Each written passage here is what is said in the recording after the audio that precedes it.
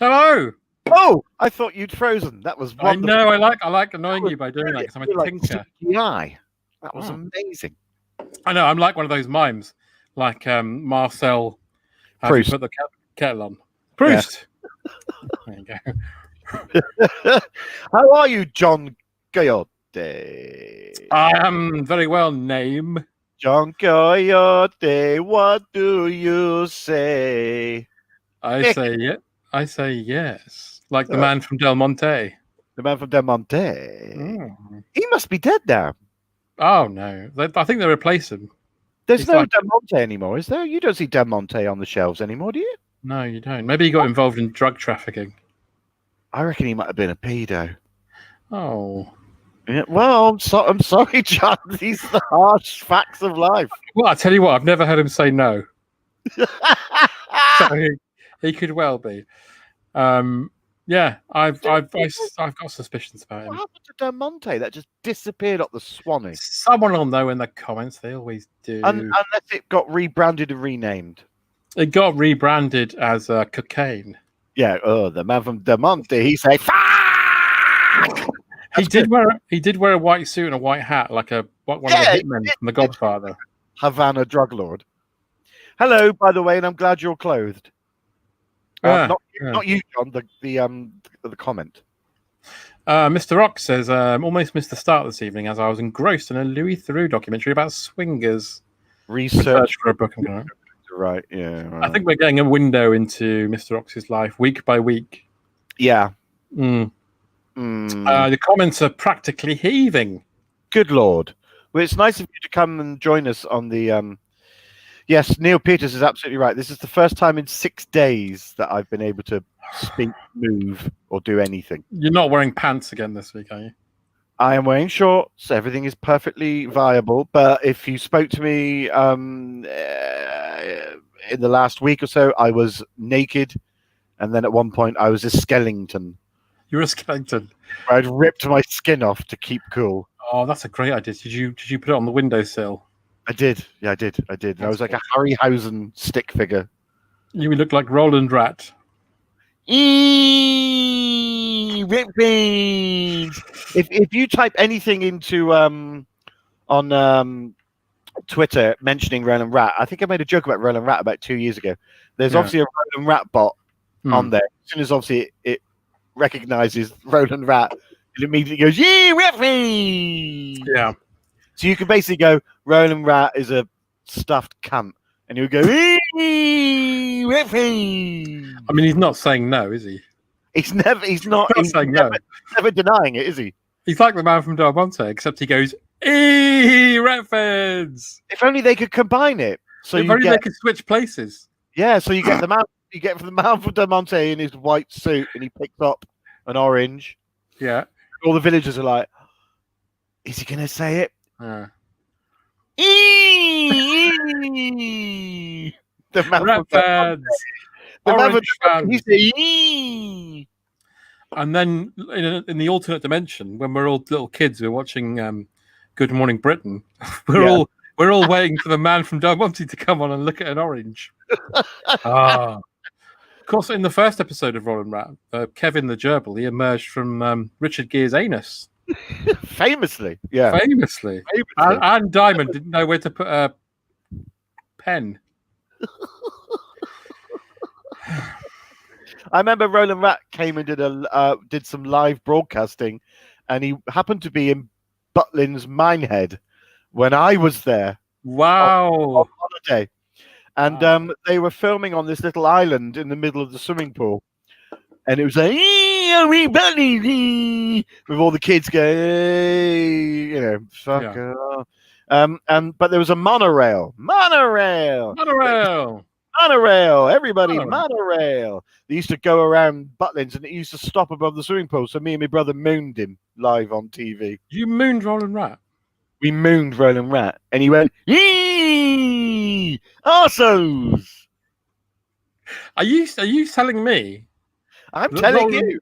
Roland Rat was on an island in a swimming pool without a puppeteer. He was a sentient being. No, of course it was all. Oh, don't destroy the illusion of television. Good God, John. I don't want to ruin Roland Rat for everybody, because obviously all the kids watching this now won't know who he is for a start. You know what Roland Rat ruined for everybody? The fact that he was on Roland Rat. I never, as a kid, did you ever take to him as a kid? Never did. I did a bit. Did you? Mainly like the periphery characters. I like them more than him. So Kevin the Gerbil. There was another one. Boris the Russian. There was Slim Loris. Emmanuel the caterpillar. Sleep. Yeah. Vladimir the dung beetle. Yeah, there was and Patrice the tapeworm. Oh, he was my favourite. He was lovely, wasn't he? I live in your knee. Ugh. Tim says I look a bit like Errol the hamster. That's not very nice. Shit, that's not very nice, Tim Coleman. I hope your mustard fucking empire crumbles. I hope his anus prolapses. Oh, bit strong. If you don't know who Roland Rat is, you can fuck off. That's a bit strong, Matt. No, that's fair. Hey, guys, I know the temperature's cooled down. Calm down, everybody. Oh, we're a family here. Simon, it is. It's Arkwright's shop. Well done.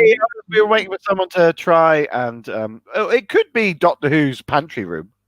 Could be. It could be. Imagine if at the end of every Doctor Who episode, the TARDIS door opened and he came out and went, a funny old adventure into time. Mind you, at least old fucking Adric dead. That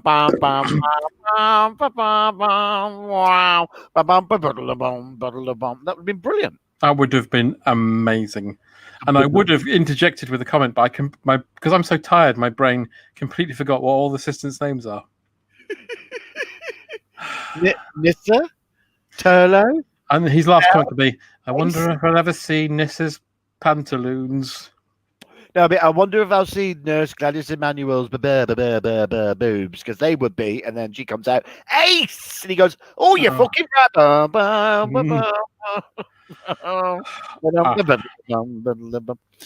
If only these things were real, but they're not. They existed. That's what you should be able to do. You should be able to press shuffle in BritBox, and it mixes all the shows up and just chucks out this amalgamation of shows. So you could get like, instead of Downton Abbey, you could get like Downton and 4 packets of crisps. Yeah, I'm just spitballing here. Miss Marple, instead of Miss Marple, it's like Miss Touche Turtle. Touche Turtle. That would be Touche Turtle. Our friends of the Northanger Abbey. Yeah. There you go. So you're better than me. I'm too tired to think of things. I've not been sleeping well this week because it was a bit hotter than the fucking sun every day. Nobody has. Nobody has. I've been sleeping in here because my tinker won't even let me sleep next to her because of the heat that I generate. It's because you're abhorrent. Yeah, it's because I am absolutely abhorrent and I'm a borrower. And also, you are a borrower. I mean, you do have quite small feet, so tiny feet, and also I'm like the Ready Breck adverts. I'm just of heat. Even in my natural state, I'm warm. You are. That's true. In this weather, it's rivulets of just death, and I'm literally in agony. So I put a towel I've been putting a towel and my pillow in the fridge in a carrier bag. Fucking hell! And then laying on that on this couch with a fan. And I'm still perishingly hot. Yeah, it's not good. We've got some shuffle suggestions in here. Oh, go on. So Donna's come in with Miranda's World at War. That's very good. That's good because a lot of Germans fell over, so that would. Yeah, and she'll fall over on no man's land, but she'll fall into a cave.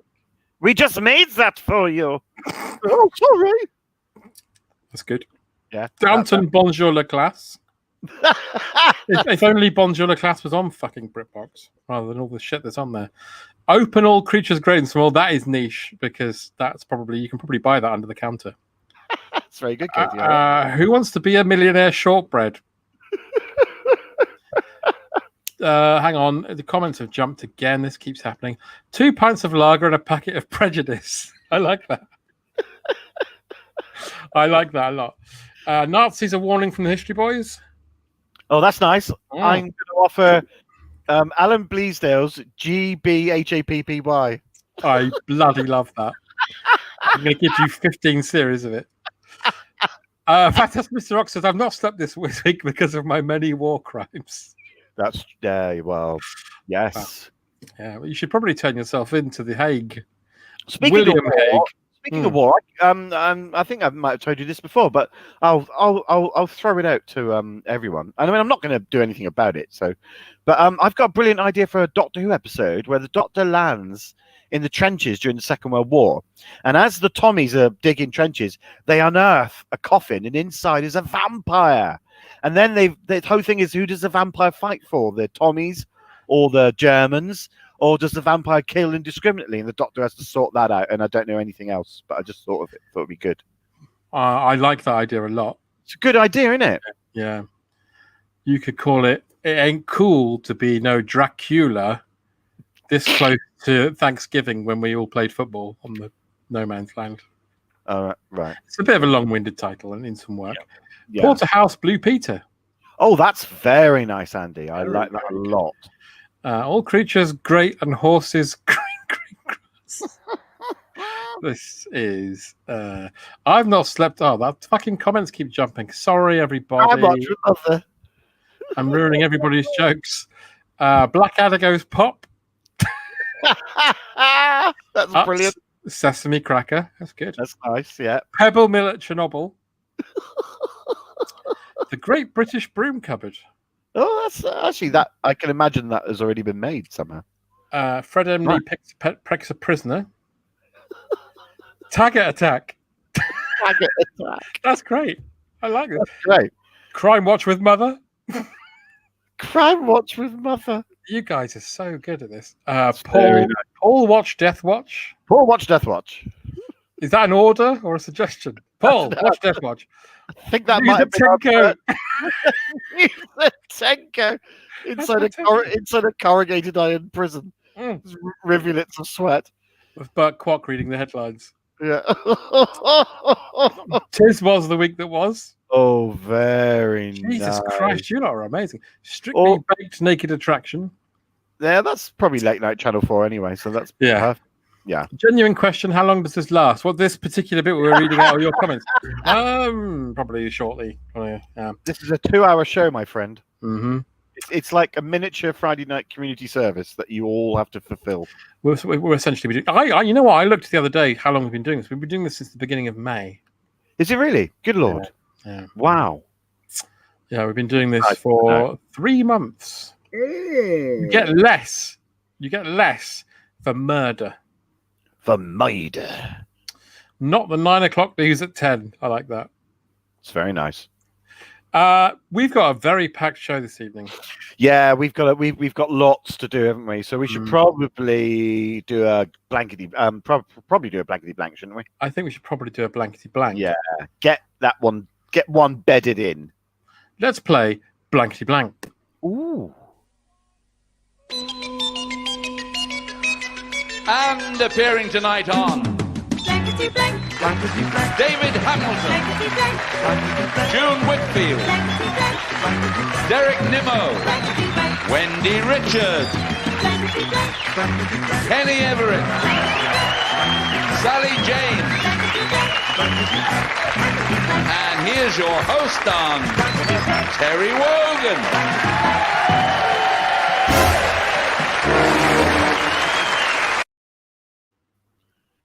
Avast thee, mine hearties!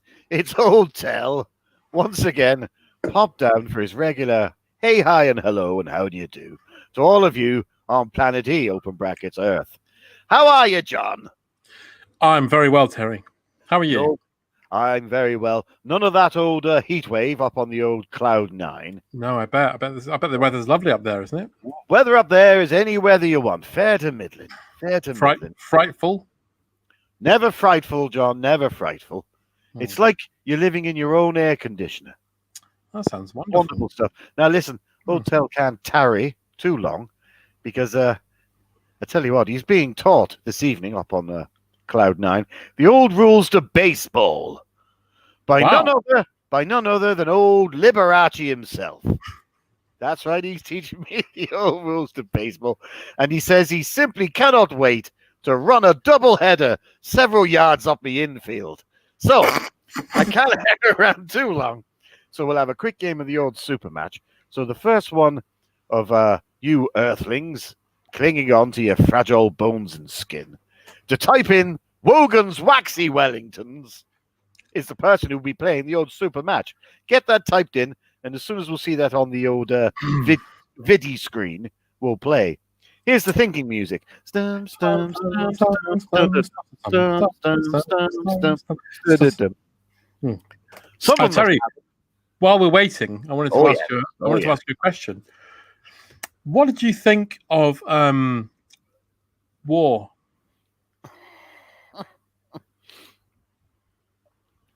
Can we narrow that one down, John? I mean, of the Roses, Boa, 1 or 2. Falklands, don't talk to me about the old Falklands War. Hotel had some shares, timeshare, and a lovely old place in Argentina. That never came to fruition. Well, don't cry for me, Argentina. We've got a contestant. It's Claire Monty. Claire Monty, 28. Our hotelier. Well, Claire Monty, 28. This is your super match game. Now, here we go. Let's reveal the legend. And the legend, of course, is Paper Blank. Now, you have a little think there, Claire Monty, and I'll go over to John. Christ, we're running out of Johns. John. No, we did the Baptist. Yeah, we've done Baptist. We've done Chalice. We've done Craven. Right. We did Clays, didn't we? Yeah, John Leslie. God. John Leslie. Yes, old John Leslie. Oh, yes. Hello, Terry. Oh, that's very good. Would you like to see my penis? Disgraced John Leslie. Let's just say if you were German, you'd be known as Hands Everywhere. Now, that's John, true. Eugene revealed the old paper blank. What say thee, John of Leslie? Well, Terry, as you know, I used to be on Blue Peter, so I was very familiar with making things, particularly out of papier mâché. So I'm going to go with paper mâché. Paper mâché. Aye. Which is French for wasting your time. But I'm no cook. No, that's a couple of the fucking consonants are right. Now, I'm going to go for paper doll. Paper doll. That takes you back. Paper doll. Now, you can go with old Tell's doll, or you could go with old John's mâché, or Claire, you can come up with one of your own. And I tell you what, judging by these two reprobates, you might need to come up with one of your own. If you want to get the 150 blanks and win the old super match, someone's got to do it. Claire, do you have an answer? While we're waiting, Terry, I just want to assure everybody that, yes, I am a former disgraced television presenter, but I was never full of blanks.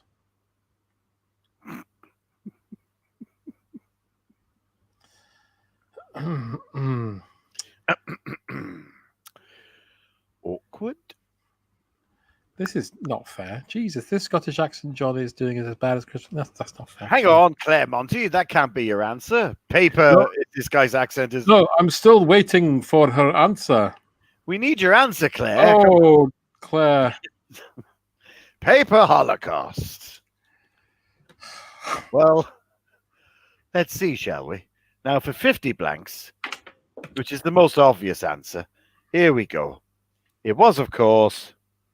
Well, you're pretty much close there. It's paper depravity. You know, when people get absolutely depraved. Oh, I know about that. about paper. Terry. You know? Most men, of course, think they've got an A4, whereas in reality, they've only got an A6. Now, for 100 blanks, the second most popular answer is, yeah, and it does trip off the tongue. It is paper divorcee. Paper divorcee. But the most popular answer, and now I've seen it. I mean, it's so obvious. How many times did we used to scream this at the top of our lungs, and mums and dads used to become hush now with that ridiculous nonsense? The top answer, of course, is paper sluts. Paper sluts. Paper sluts. So I'm afraid there, poor old Claire Monty 28, you didn't quite get onto the old leaderboard there, but thanks for playing. Now listen, old Tel will be back a little bit later on. He's I think I'm doing some cookery after me Liberace lesson, so I'll see you a little bit later. Avanti!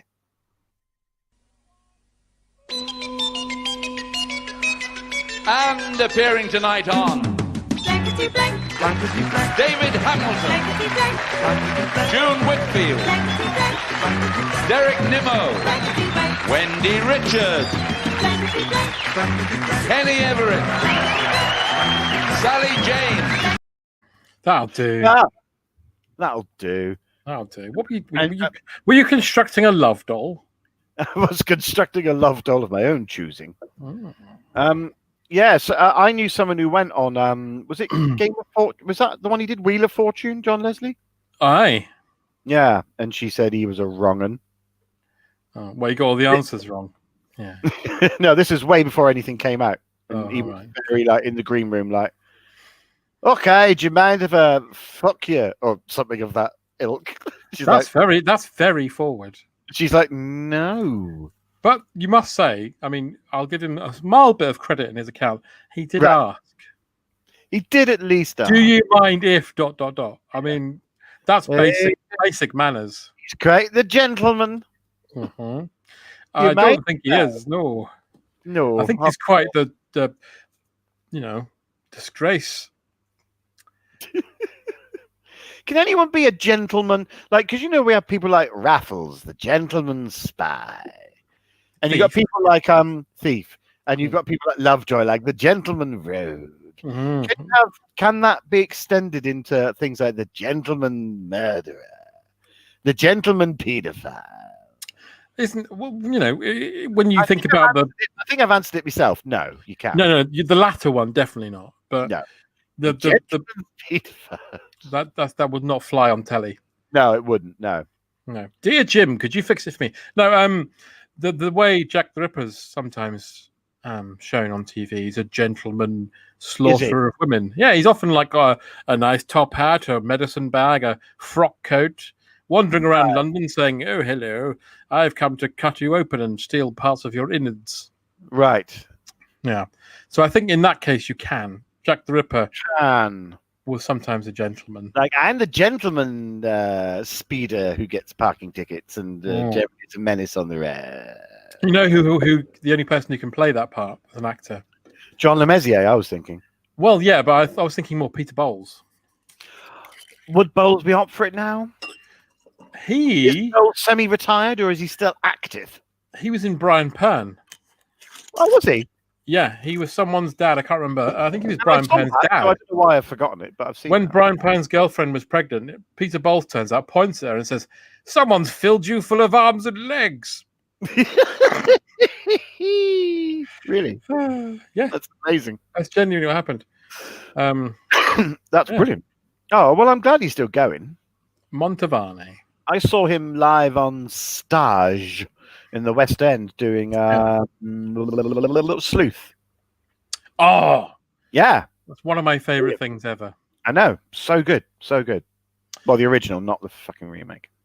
Oh God, I won't go near the remake. Never watched. Jack the Ripper did the original vocals for Ride on Time.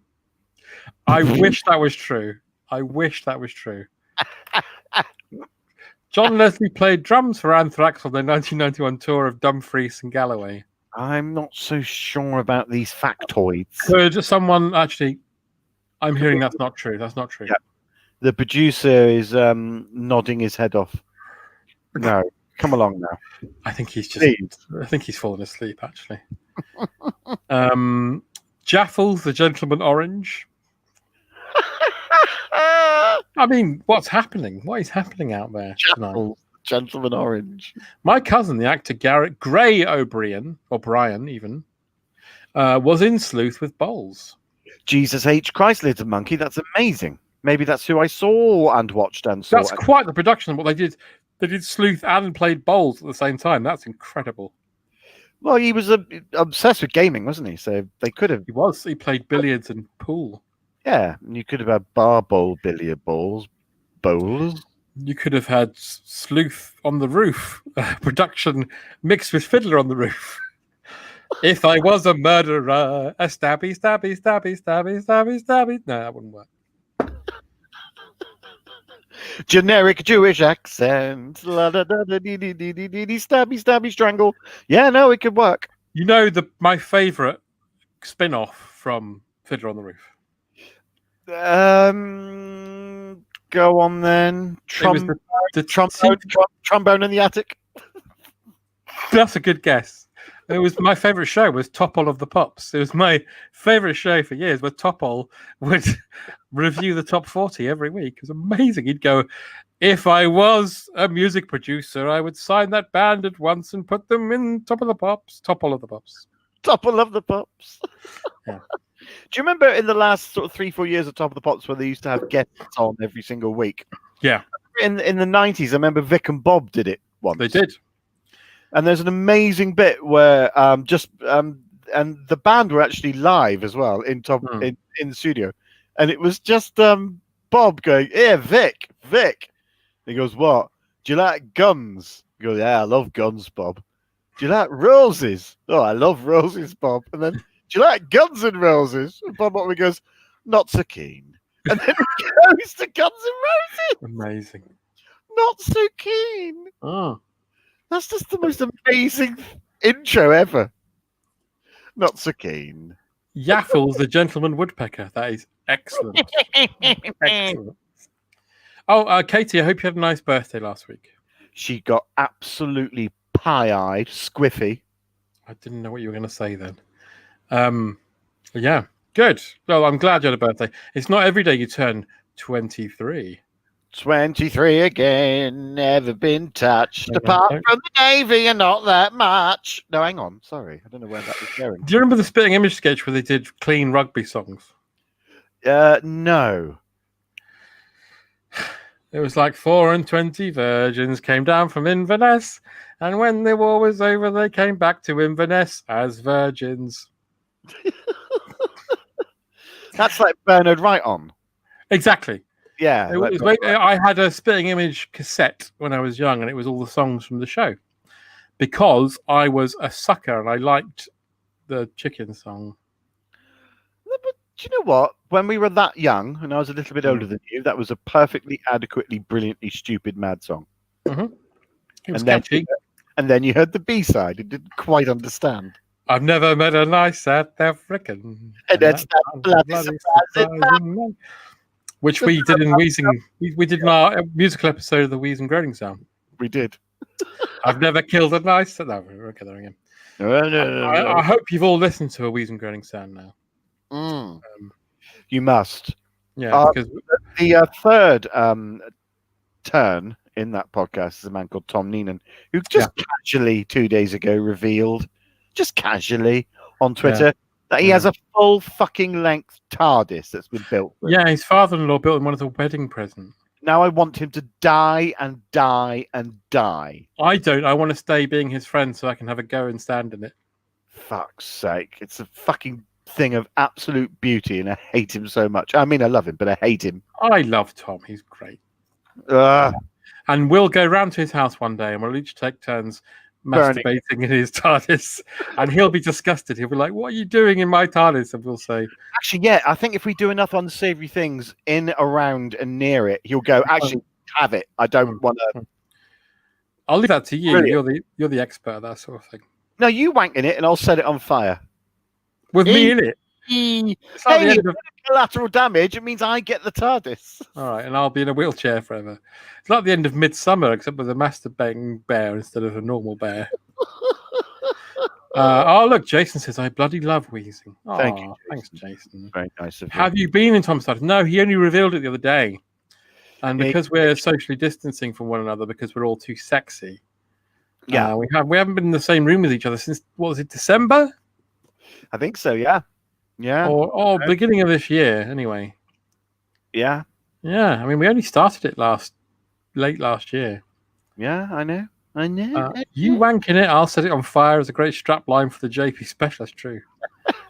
Yeah. That's one of the PG tips ads that was never made. You wanking it, I'll set it on fire. It's the taste. Go on. Say again. Your idea for the gallery. Go on. We might have viewers that haven't seen this. Right, look, let's make this It's too happen. good not to say. Yeah, come on, because we could have surely the PG chimps could advertise Tate. So you could just have Tate gallery. Is that a Picasso? I don't know, I haven't looked. It's the Tate. Tate gallery. That'll get the punters in, wouldn't it? You could have that and constant fucking rotation, and when you walk in, projected on the wall, next to a shoe nail, because it's Tate Modern, it'll be like a clog nailed to the wall. Yeah. And then above that, the PG monkeys, and everyone, and people are walking in and like, oh, that says so much about society. That's the primordial ascent of man. Oh God, isn't it? Wow. Yeah, it'd be brilliant. Yeah, it would be. And then you could tie it in with Doctor Who when John Cleese was looking at art and the TARDIS was there, and you can have both the chimps going, "What the fuck is that blue box?" Mm-hmm. I haven't thought it through. No, you haven't. The blue box disappears, and they just go, "Fucking hell!" My favourite one was when one monkey says to the other monkey, "Who is it who browned up in our hot mum?" And the other one said, "It's Michael Bates." So they're advertising Michael Bates. So now. I was talking about Michael Bates because it's ironic. You know, when that guy did Obey and he used pictures of Andre the Giant, Right. I'm going to do It's the Bates as my tag. Oh, okay. That's good. With No, that's pictures of Michael Bates in a turban pretending to be an Indian. And you could have them in a bar, and one can go, "Slippery nipple." And the other one go, "I'll put my hair over it." And you go, "It's the Yates." And we can advertise Yates. Yeah. So, it's all there. Mm. And then they could advertise United States if they wanted to. They could advertise it. Who played Beverly Crusher in Star Trek? It's the Gates. It's the Gates. They're advertising Gates McFadden. What the fuck are we doing? I meant to say, by the way, Product. Yeah, before we got going, the prize, because we're going to do Blankety Blank later. Yeah. But I wanted to remind everybody what they are playing for. What are we playing for this week? Welcome to the journey of a lifetime. Paradise on Earthland. Yeah, the greatest place ever. Why travel to expensive places like the Bahamas or Hawaii when you can have paradise for £6 a night? Do you need the Peugeot Chalet systems, shared toilets, fixed windows. Some are broken. And don't let Junior spend the entire holiday playing on the arcade machine. Whatever you do, don't mention the AIDS. Okay, I won't. It's AIDS free now, okay? Fuck. Book now to avoid disappointings. Yeah. That's not correct. It's fine.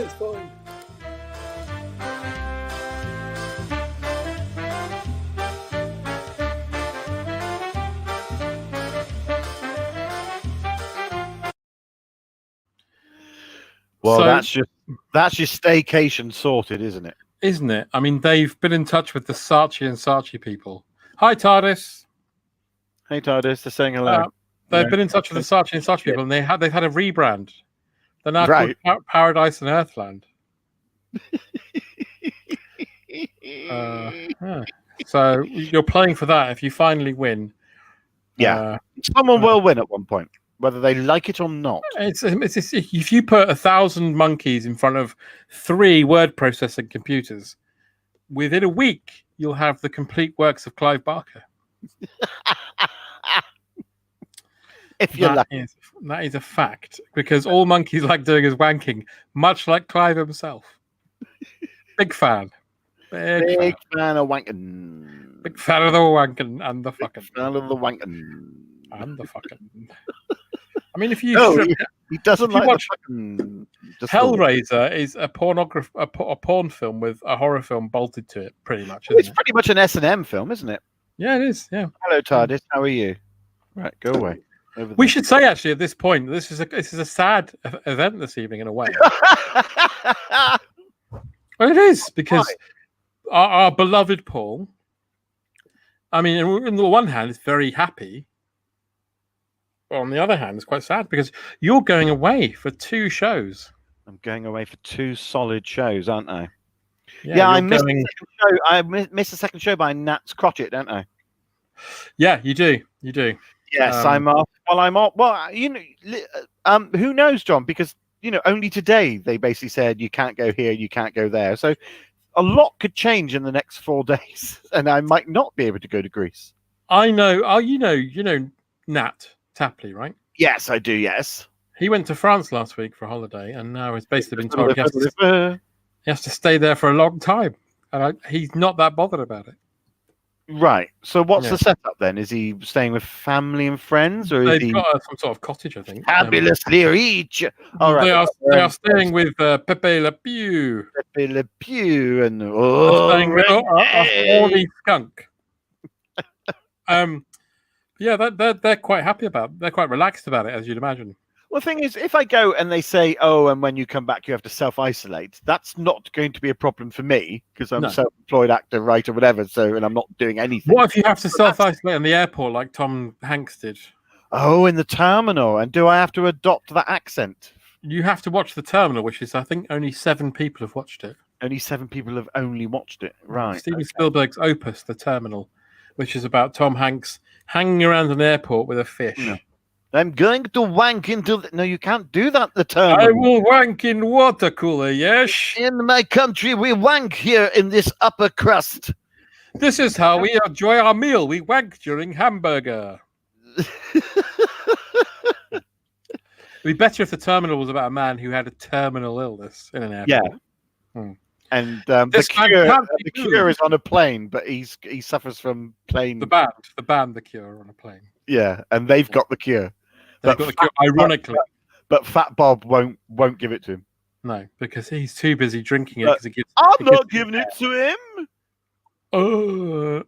It makes my hair stand up. For some reason, he's Mick Jagger, but yeah. This is your life and loves of a she-devil. Oh, Andy, that is Andy, gold. you are on fucking fire tonight. That is gold. Hitchhiker's Guide to the Galloping Galaxies. Oh, Galloping Galaxies. That's great. Yes, The Secret is out. Next week's JP special. Without our beloved Paul, we will motor on, and I'll be joined by, I can exclusively reveal, by Dan Thomas and Dean Burnett. Oh, you'll be in safe hands then, and it'll be a triple header. That's header. Boys. Can John do it? Why do you keep asking me to do an impersonation of John? Is this a private joke about me that I don't understand? You asked me last week, and I did it, and it was terrible. So why would you ask me again? Next question. A rude word. I can't. Rude word. I can do when he says, shit. That came up in my, this is why I think Google are spying on us. In my YouTube algorithm the other day, you know, when it's like things you might like. It was the Kevin Eldon Amish sketch. Oh, okay. Well, yeah, it's brilliant. Amazing. And you know Joel Morris, right? Yes, I do. Yeah, he said that's written by Arthur Matthews, and he's he wrote that. Oh, wow. Yeah, apparently his script was just like the Bill Grundy show, but they're all Amish. Yeah. That was it. And keep the exact lines and just tweak it occasionally. John, please. Is this like, has anyone seen the film Sneakers? Yeah. Do you know the bit where she goes on a date with Stephen Tobolowsky? Yes. and she has to get him to say specific words so she can unlock the. Yes, the thing. This is what Dwayne Hickman's doing. Look, he's asking me to pronounce a word now, and before it was I have to say something like Johnny Rotten. I think he's trying to break into Johnny Rotten's house. I just thought that was Dwayne Hickman's A-level results. Oh, He got a pulley. is that a Welsh word? Is it? If Dan was around, he'd tell me. What a fucking. Oh, is Can Paul do Kenneth Tynan doing the F word? Probably. I'd have to listen to the voice a couple of times, and then I could probably do it. But at this precise juncture, no. You unveiled a new impression before we went on air this evening. I was very impressed with it. Oh, did I? What did I do? You did. Yeah. Leonard Rossiter and Leonard Rachel Barron. Hello, CJ. Morning, CJ. Oh my God. Yeah. It's the CJ that does it. It's the Yeah. CJ. Whenever you're doing the impression, you have to lock onto those certain little things, and it's the CJ that really can help you. If you're learning a Leonard Roster, just keep going CJ until you end up going CJ. Hello, CJ. And Why then didn't they get you instead of Michael Sheen to do the quiz? oh, that would have been great. And I can also You do a better Tarrant than Michael Sheen. hello. Because he's hogging all the acting parts, isn't he? Oh, he's fucking mopping them up. He's everywhere. He's like shit in a field. But I do urge you to watch Tarrant's. Have we talked about this before? But We mentioned it once, and it's very, very good. Do watch Tarrant's extreme railway journeys, because A, they're not extreme at all, and it's the dullest program you'll ever watch. And I was watching. I was looking for something. It was Robbie Coltrane's birthday, I think, last year, and he turned 60 or something. right. And I realised he had a show in the 90s called Coltrane's Planes and Automobiles. And my mind was blown. That's amazing. Coltrane's Planes and Automobiles. Do you remember in one episode of the Day to Day when Alan Partridge was in his infancy? Yeah. And he's talking to a lady show jumper. Yes. It was Dean McKeon. Yeah. And he does all that thing. He does that awful misogynist, sexist thing by tapping her on her helmet that she's wearing and goes, "Come on!" So he's talking to her like, and the Lala, and the horse looks good too. Come on, and taps her on the thing. It's fucking awful. Well, fast forward now 25 years, and Tarrant did that on an episode that I recently watched, where he's in this. He's investigating one of the longest tunnels ever built, like in Trans-Siberia Route, and the woman's showing him, and he's like, "Well, that's quite enough of that," and then literally taps her in and he goes, "Come on." Where are you watching these? Where are they on? They're all on Channel 5. I watched them 5. religiously because he only says 7 things in every episode, and it's always, "Cool, what a lovely train." And then whoever he passes, whether it's a conductor or someone who's showing him on journey, he goes, "Cool, what a lovely woman," or "What a lovely man." And then you'll go, "Oh, this is a nice train." We go, "This is a cold train," or "Cool, this train's hot." And then Not he gets John off. Coltrane. Then he'll get off the train and he'll go, "Cool, what a lovely train." And that's all he ever fucking says. And it's just the most Channel amazing. 5 went through this whole period where they were like, Chris Barry likes cars. Let's give him a program where he looks at cars. Yes. And Mark Williams likes trains. He can have a train program. Robert Llewellyn likes junk. He can have a junk program. He likes electric cars, doesn't he? Yeah, he does. He likes cars that you can. He makes a giant scale electrics and he runs them over his penis. Right. I mean, the person who loves cars more than anyone, but wouldn't ever do one, is Rowan Atkinson. He's car obsessed. He is. He went on the One Show to promote Johnny English 3. Shit. And he drove in an Aston Martin DBS, which is the one from On Her Majesty's Secret Service. Oh, really? And they were. This is on the One Show. This is when I used to sometimes be on the John Holmes's and Mark Haynes' brilliant podcast. The one. Yeah, brilliant. Yeah. And the week before I went on, annoyingly, I wish it was my week, Lazenby was on, but also, was it just Rowan Atkinson? Anyway, he came in this Aston Martin and they were like, "What an amazing car. Is this from the film?" And he's like, "No, it's mine." No, he's a car addict, isn't he? He's got a vast collection of cars. And now he's gone the whole hog. Sorry, I've overfilled my wine. He's gone the whole hog and now he has a very young wife as well. Oh, but which one is this? Because I know... It's the one you told me about. Yeah. All right. Yeah. Yeah. Because I We know. won't go into that here. No, we cannot. We can't. I now know who he's. Yeah. Oh dear.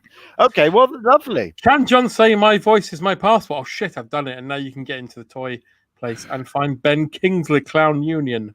Now you can find all of John's secret Furbies.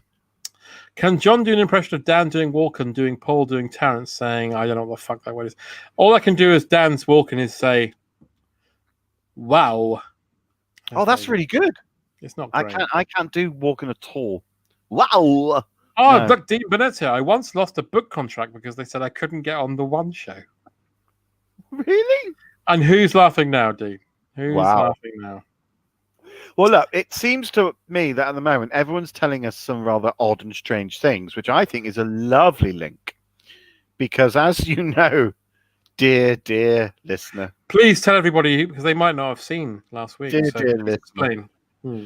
A few weeks ago, John and I, just before things really went up the kibosh, we managed to sneak into Roald Dahl's suspiciously milky shed, where he used to write all his comings and goings and doings, and we found all comings and goings, all comings and goings, and we found a huge abandoned file full of episodes that never quite made it to air for his enormously successful ITV series Tales of the Unexpected. And of course, this week we've got more of the same. Are you ready, John? Can I do what they used to do on telly in the old days? Yeah, go on. Let's take a look at some of them now.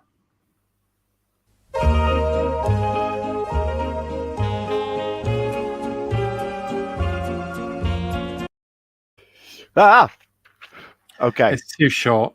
Who's going first? I'll go first this week. Are you ready? Yeah. This one is called The Smell of the Toss.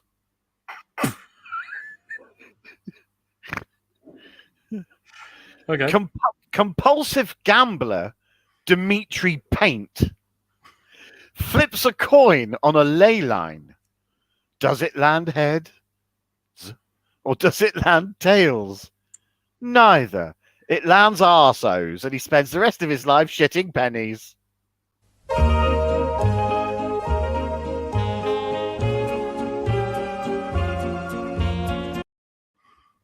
I mean, I don't know how they spread that out for the whole 25 minutes, but... Oh, they could easily do that. I've seen some episodes where there's nothing going on. Cautionary tale, though. My story, Rold's story that I found this week is called Bitter Mine Hair?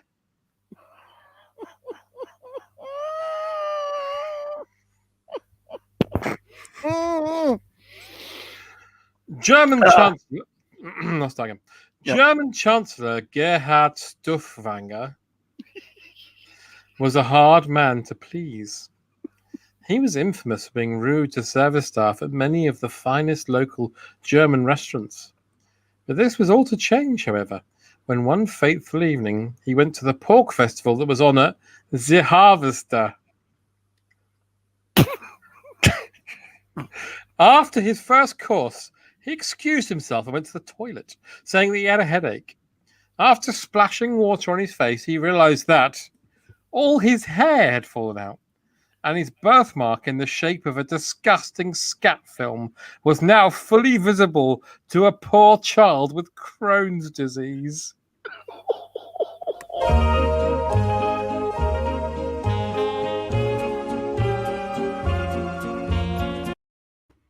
Doesn't bear thinking about. No, doesn't bear thinking about. No. This next cautionary tale is called "Oh no, Testicolo."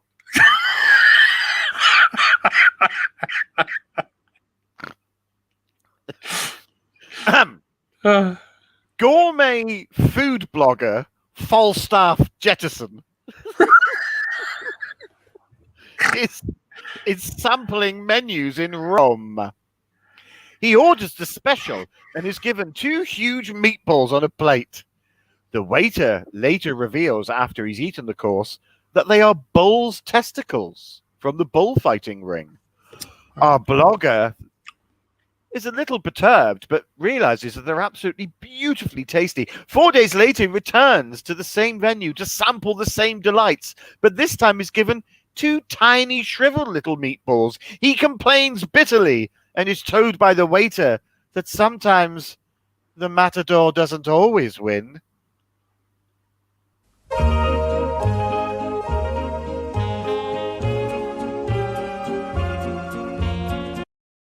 He ate a man's balls. He ate a man's balls. He ate a man's balls. And next on ITV, Ed Balls. The Equalizer would be after, wouldn't it? Yeah, with Ed Balls. Yeah, Ed Balls. This story is called Strong Appetite. Stop laughing. Strong appetite. Strong appetite. When talking of strength, I am reminded of circus strongman Benny Juggs. People would come all over Britain to see Benny pull a truck with his teeth or rip a phone book in half with his knees. But the crowds got more than they bargained for one terrible evening in March. Stop laughing. It would seem someone was careless with the drugs and the salad dressing backstage. And instead of the audience enjoying Benny, throw a moped into a basketball net.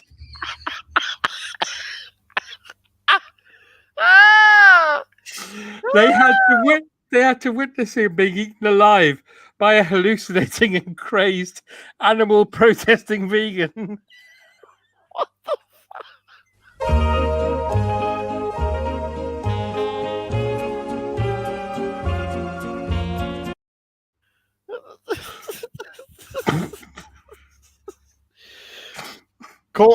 Cautionary tale. Mm-hmm. This is a very, very small one, but it's called Disco Infernal. Oh, I'm intrigued. Tom Ocarina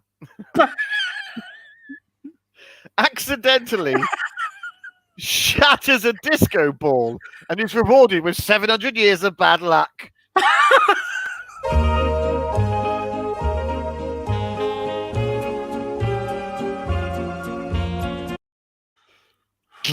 That sounds horrible. Sounds absolutely horrific.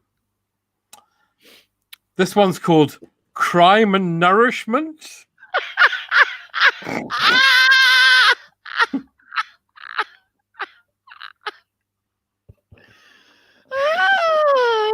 God. Nourishment? The bank in Much Winnie on the Mould is a perfectly unremarkable bank. There's nothing unusual about it at all.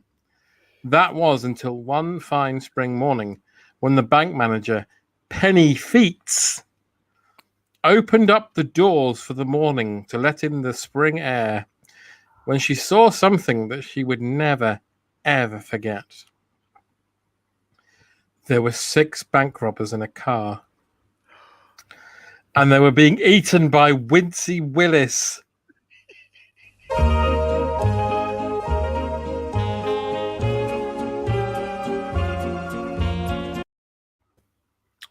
Wow.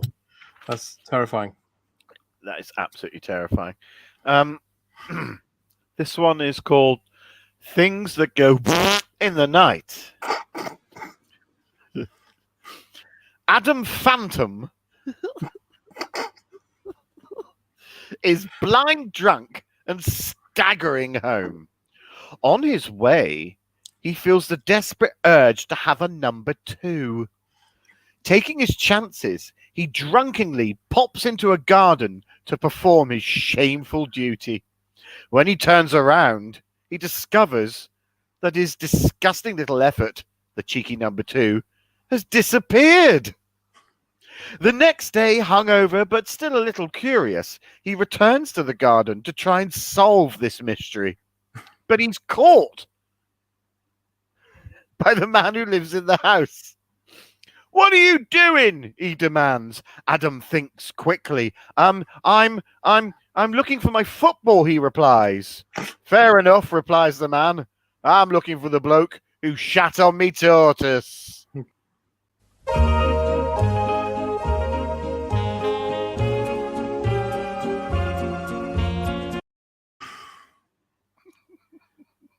I mean, there's a bit of a link here. The mystery in that. Hmm.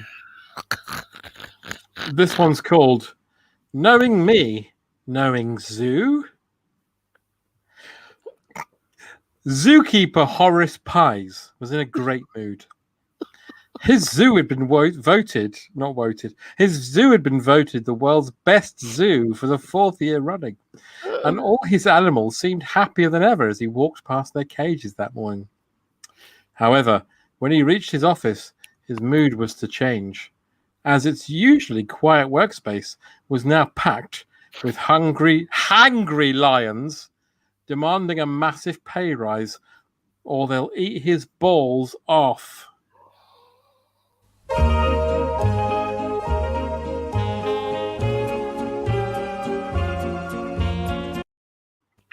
Shudder.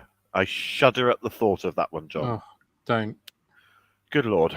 Well, my last story is called When Shall We Three Meet? Which I believe is a line from Macbeth.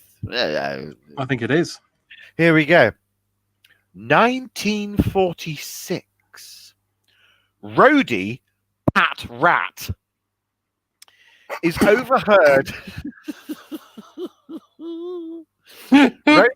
Roadie Pat Rat is overheard bitching and moaning about the current act, the Andrews sisters, little knowing that they are in fact a coven of witches.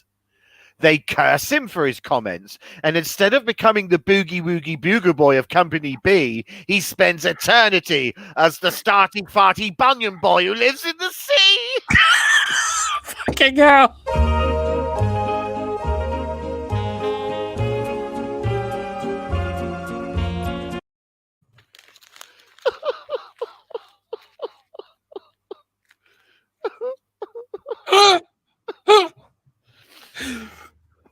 Okay.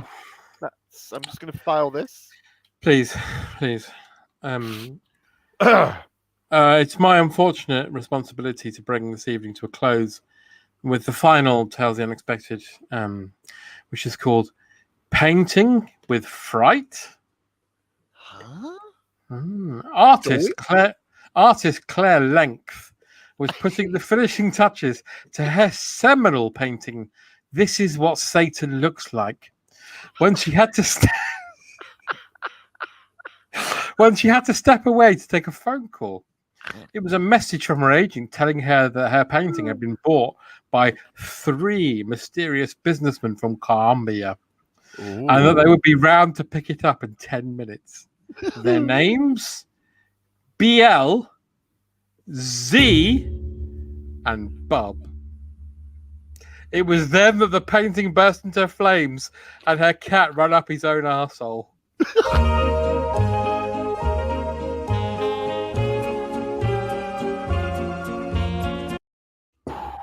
Well, I'm not going to sleep tonight. No, I'm going to, as usual, I will, because I've got this digitally, I'm emailing it to NASA now and they're going to shoot it with lasers from space. Oh, good. They're going to shoot it into space, or they're just going to shoot it? They're going to shoot it from space like some sort of weapon.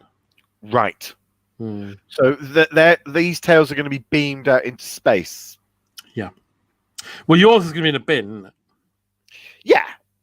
But mine's a digital copy, so to prevent it going in the cloud and causing havoc, it's going to be emailed to the International Space Station and then shot with lasers. Got you. Great. How did the comments deal with these tales?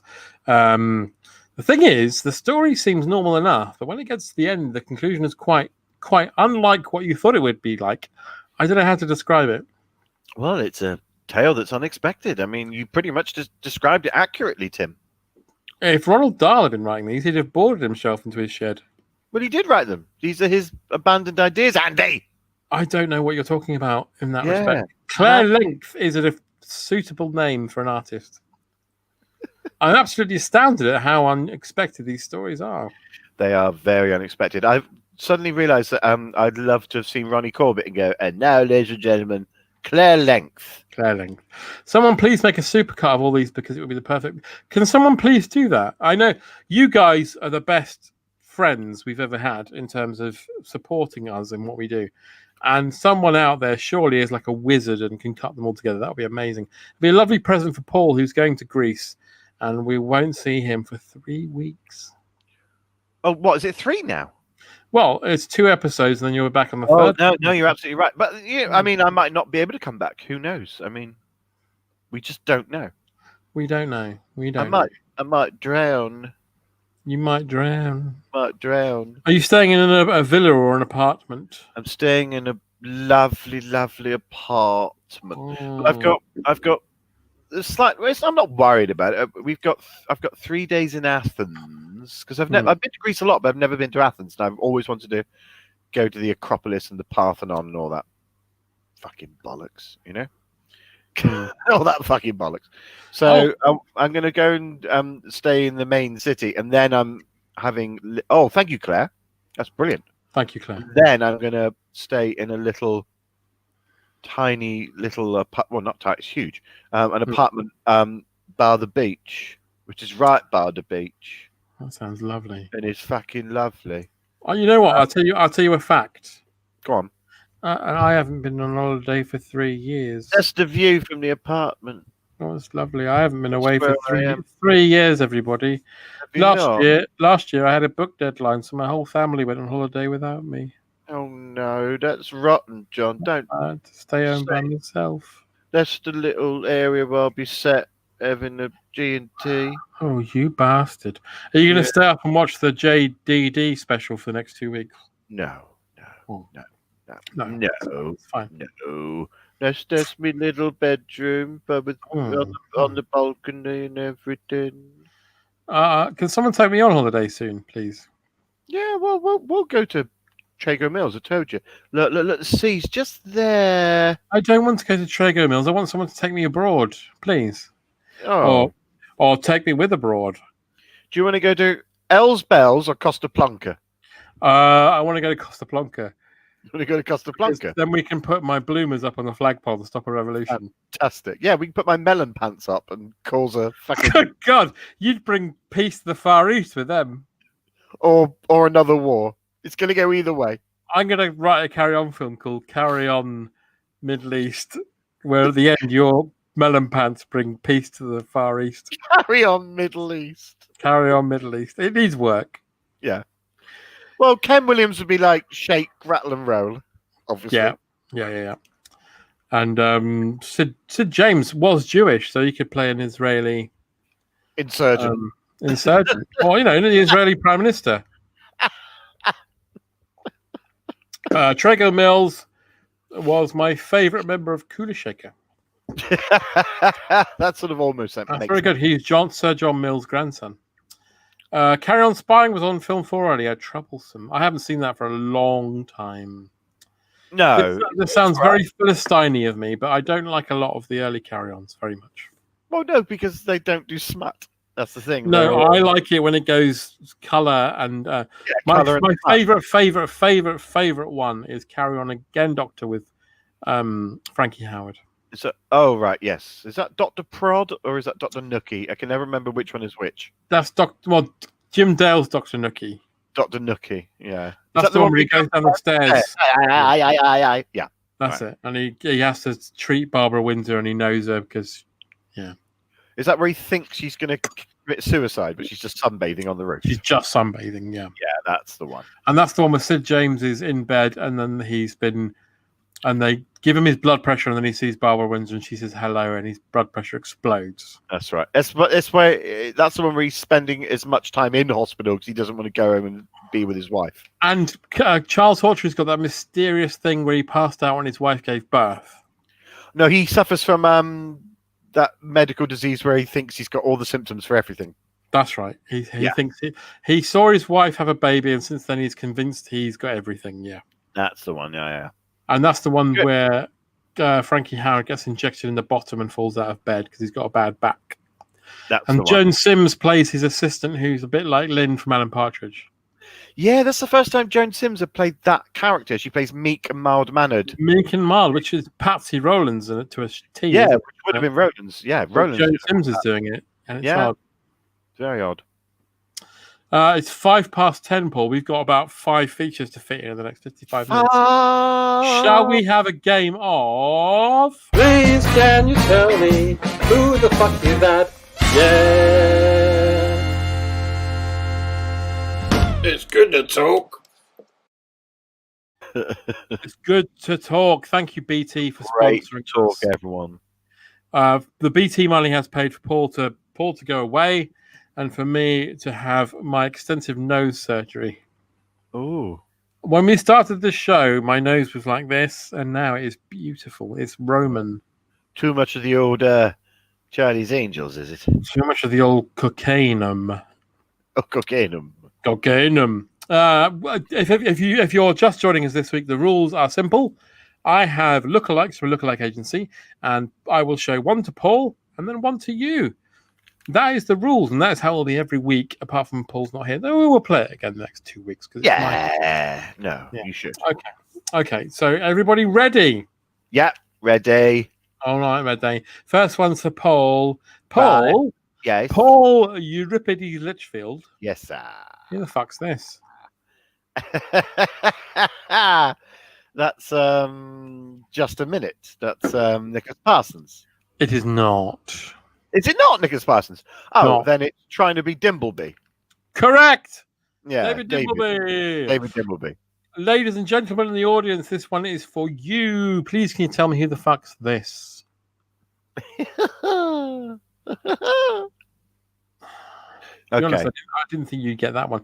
All the comments are saying there's a good split in the comments of Dimbleby and Parsons, so you Yeah. were justified in your beliefs. Yeah, I think so. I've got two. I've got two for this as well.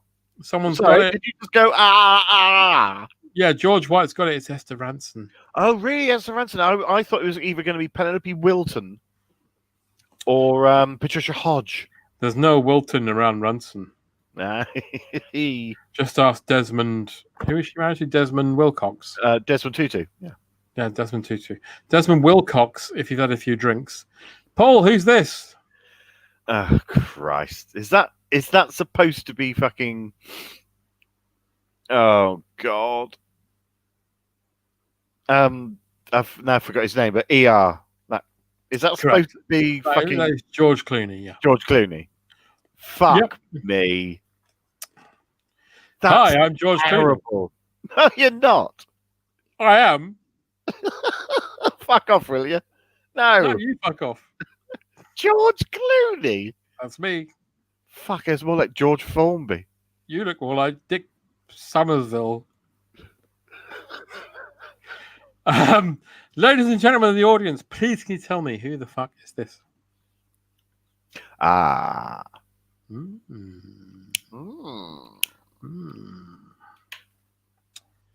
Anybody got a clue? I will drink some wine while you think. Yeah, that's... What I'll do is, while we're waiting, there was a comment about 10 minutes ago I didn't respond to asking us what our T-shirts are. Okay. Mine is a shining one. It's the Overlook Maze. Okay. Mine is a Japanese cassette player thing Nice. that I got in Tesco's in Slovakia. I hate to leave people when they've asked us questions and we don't answer. Hanging. Hang on. Right, let's see. I'm in the comments now. You know what? This is amazing because this is who I thought it looked more like. It's not, though. The correct answer is... Let's see. I'm going back to the top. Yep, it is Kate Winslet. What? It's not Again. Kate Winslet. Again, it looks much more like Laura Cassandra. Yeah. But it's apparently Kate Winslet. So it goes to show, I think this is an interesting experiment every week, because every week I think no one's going to get that because it looks nothing like that person. And someone gets it. always gets it, don't they? Yeah. It's like eBay. Someone will always buy something. Wow. Paul, Dennis Waterman Litchfield. Who is this?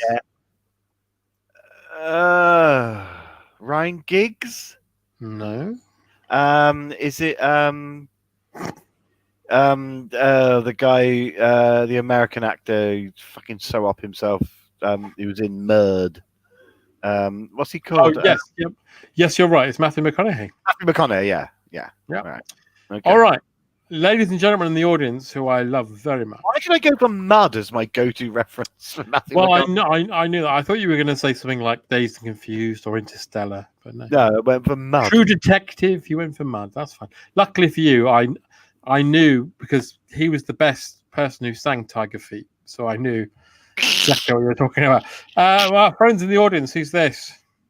Oh my god, it's so obvious who it's supposed to be, but Do you think? yeah, but if that turned up, you'd be like, I want my money back now. Mud is a pretty good film. It is a pretty good film. Yeah, I think that's why I maybe subconsciously said it. Yeah. I mean, it's not as good as Magic Mike, but then what film is? What film is? Sarah's right. It's Russell Crowe. Yeah, it's Russell Crowe, isn't it? Russell Crowe. So there we go. And finally, no, there's two more. So Paul, this is yours. Right, yeah. Paul, please can you tell me who the fuck is this? Gladly. Oh, Christ. Is that supposed to be Orlando Bloom? Fucking hell, yeah, it is. Yeah. I thought that would stick anybody. No. Right, last one for our lovely friends in the audience, Fucking obvious. without whom we would be doing this to each other, not in a seedy way. We still do it, please- though. We still do it. We'll still bloody do it, wouldn't we? Still 'Cause bloody the do it. Blitz spirit. Who's this? Okay. Yeah, well, it sort of looks like him. I like the way this comes up every couple of comments, by the way. Fuck off, is it? Yeah, well, Yeah. you're absolutely right. You know what's dangerous? I is know that who that is. That's obvious. we've been doing this for months, and I'm getting to the end of Susan Scott Lookalikes. I've nearly completed it. You're going to have to go to another looky like Dwayne Hickman is correct. It is Richard Yeah, Dreyfuss. it's Dreyfus, isn't it? Yeah. That's your Dreyfus there. That's your Dreyfuss. Well, so ends another wonderful episode of Please can you tell me who the fuck is that? Yeah. It's good to talk. Why didn't the phone lines open? The what? The phone lines, they should have been open. They're open Thank now. you. Basically, Well, look, everybody might- calling. I might get into trouble in Greece, so I need like some money for port. Yeah, well, please call now. I Get wait, no, ready. 50 calls cost 87 pence per second. Please ask permission of the bill pay before you call and don't phone in. It's just for fun.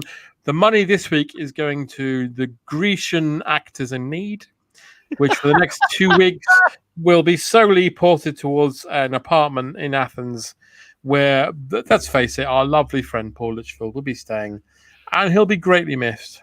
Oh, thank you, sir. I mean, I did. Feels like when the Beatles broke up.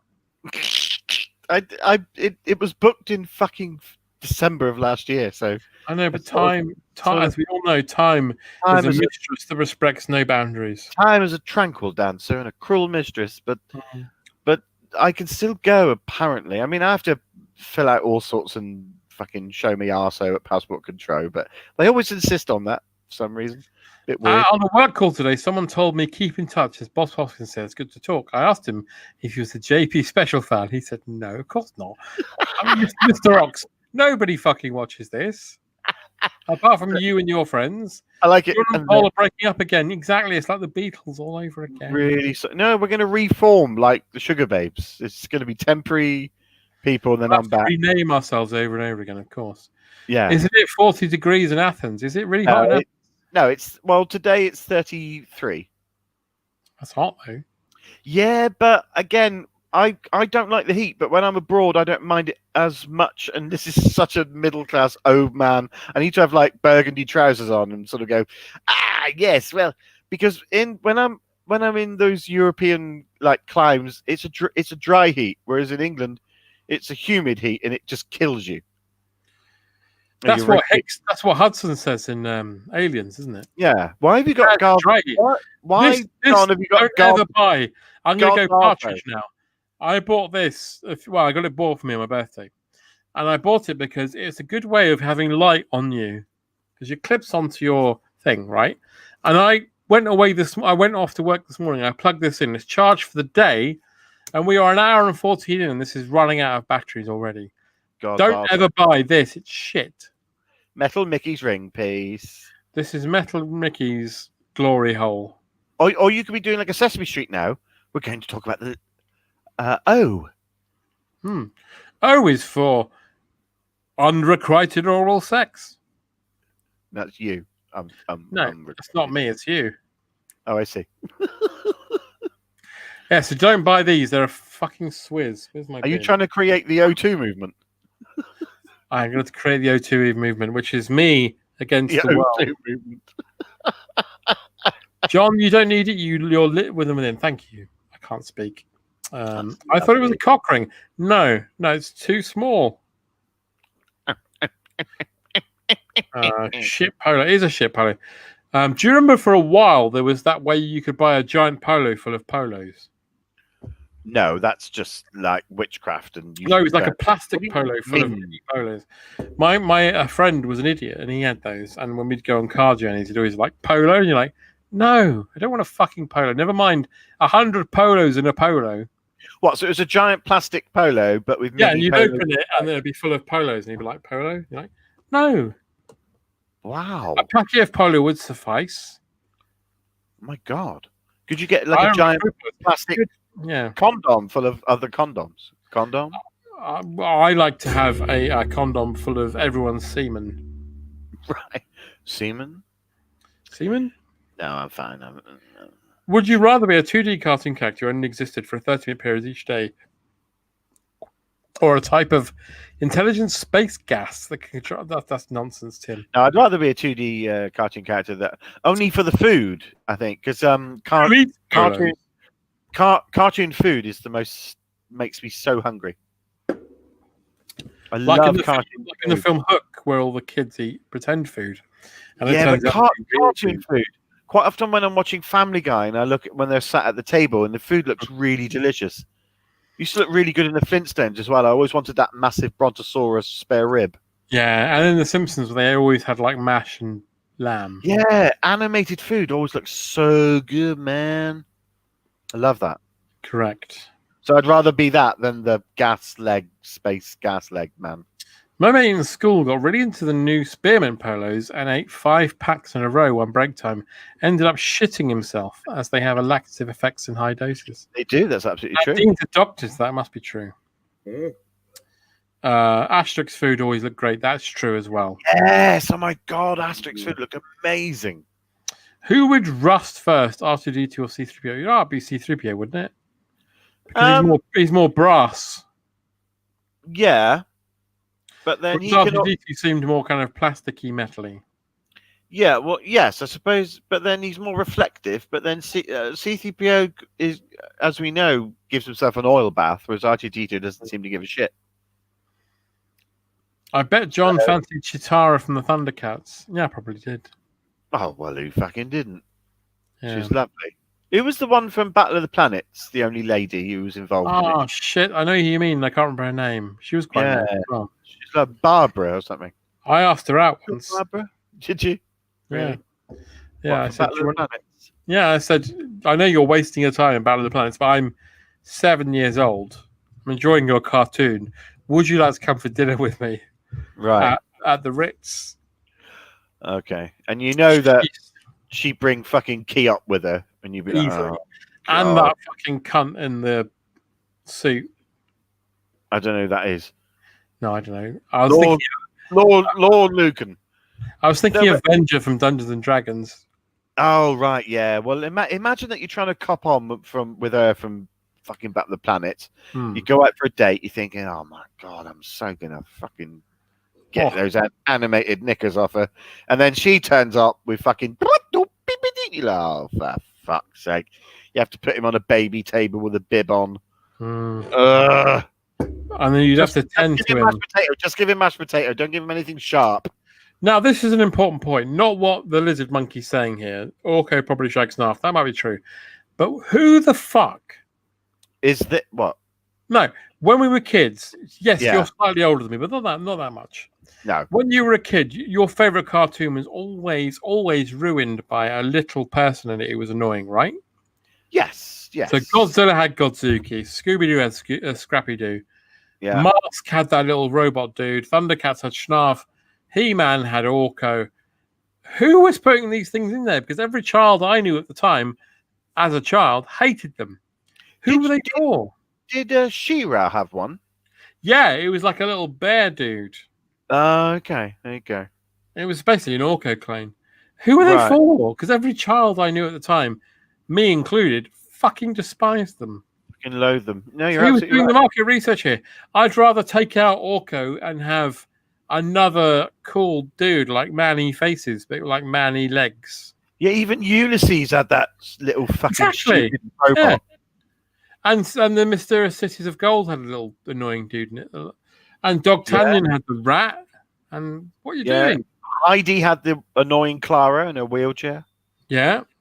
for comedy purposes. Kept pushing Yeah. her off a cliff every episode. She somehow survived. She's in it Somehow. next week in a bigger wheelchair. Pigeon note- Street. Pigeon Street had Pigeon Street had Hitler. Hitler, yeah. Oh. I only want blackbirds. Well, that's Yeah. most unlike you, Hitler. Actually, I would have thought. If with you, you've been to Pigeon Street, these are the people that you might meet. I nearly ended up writing for a revamped version of Pigeon Street that never ever saw the light of day. Fuck you, you beautiful person. Yeah, Yeah, because you were kind of in with telly for a while, weren't you? yeah, for a while. I've never been in with. It was a Aardman stroke Baby Cow production or something, and they were going to try and revamp Pigeon Street and make it hyper modern. And also, this thing was genuinely also going to be aimed at adults. So there was going to be like the lesbian couple that lived together, the non-binary ladder, and it was all in that sunny, disposition-y way, which Pigeon Street originally was, because Pigeon Street, I think, was one of the first sort of multicultural, It was very diverse. Yeah, yeah. And We were genuinely going to do a sort of mild piss take of it, but keep it animated in exactly the same way. Yeah. But it would have been pitched for like 9 o'clock on BBC Two or Channel 4, and we got close, but it never fucking made it, which is a shame. It would have been fun to do. Yeah, that would have been fun. Yeah, because I was thinking about that the other night. I was showing my kids the intro to Poddington Peas, which they think is hilarious because they're spoilt by awful telly. But when you show them something like Poddington Peas, because it's got that song, down at the bottom of the garden, a lot of the birds and the bees. There's a lot of little people. This is the thing. My son's 9, and we watched that trailer, and he turned to me and he went, "I like that he said people," and I was like, "What do you mean?" And he went, "People," and I was like, "Holy shit!" I've never even thought about that. He's 9 years old. So he liked that, and then my algorithm went, "Here's Pigeon Street," and I was like, "Oh, look at this!" And we watched that, and I suddenly thought, "Oh yeah, I remember this. It was that time in animation where everyone had flares on. Oh right, of course, yeah. Their legs would always flare at the bottom with big shoes. Nice. And long distance Clara was clearly lesbian, and more power to her." I remember as a kid being obsessed with not the show, because it didn't really take to it, but I used to love the fucking theme tune to the Wuzzles. Oh God, Remember the Wuzzles? Yeah, I do. We're in the land of Wuzz. We're having twice the fun, because every little thing is really 2 in 1. A little bit of this, a little bit of that, and when you add it up, you get a lot of laughs. Ooh, they got originality, living in a split personality. We're the Wuzzles. Fucking loved it. People, yeah, people. Soylent Green is people. And that Poddington Peas was like early 90s, and I'd never even fucking occurred to me. My son's 9. My son's 9 and was instantly like, "Isn't it clever that they said people?" And I was like, yeah. I once dropped a pea off my plate during dinner and shouted, "An escape pea." Very good. Why not? Fuck it. Why not? Paul, we've got a packed show and we've only got 4 Yeah, we've got shit to do. Shall we have... We are probably at the right time for something a little bit saucy. I think we are. Can I just say, Paul needs to nip out for a minute. So, Paul, you might need to take off your headset and go for a break. Yeah, I'm going to go and get Sean. Okay. Right, Good luck. Good luck. Yeah. I better say, actually, last week, Paul was on his way home from London one week, and he I meant to say this last week, but I forgot. But he bumped into an old friend of his at a service station, Sean Goose, who's an erotic author. And Sean very kindly came on last week, but since then he's been staying with Paul, and he enjoyed the time he had with us last week. So this week he's back again, and he's written some more erotic stories. I hate to be the purveyor of filth, but Sean, I think you'd agree, is very far from filth. It's a beautiful thing. It's like seeing two geese make love. So, ladies and gentlemen, I present to you Sean Goose's Tales of Erotica.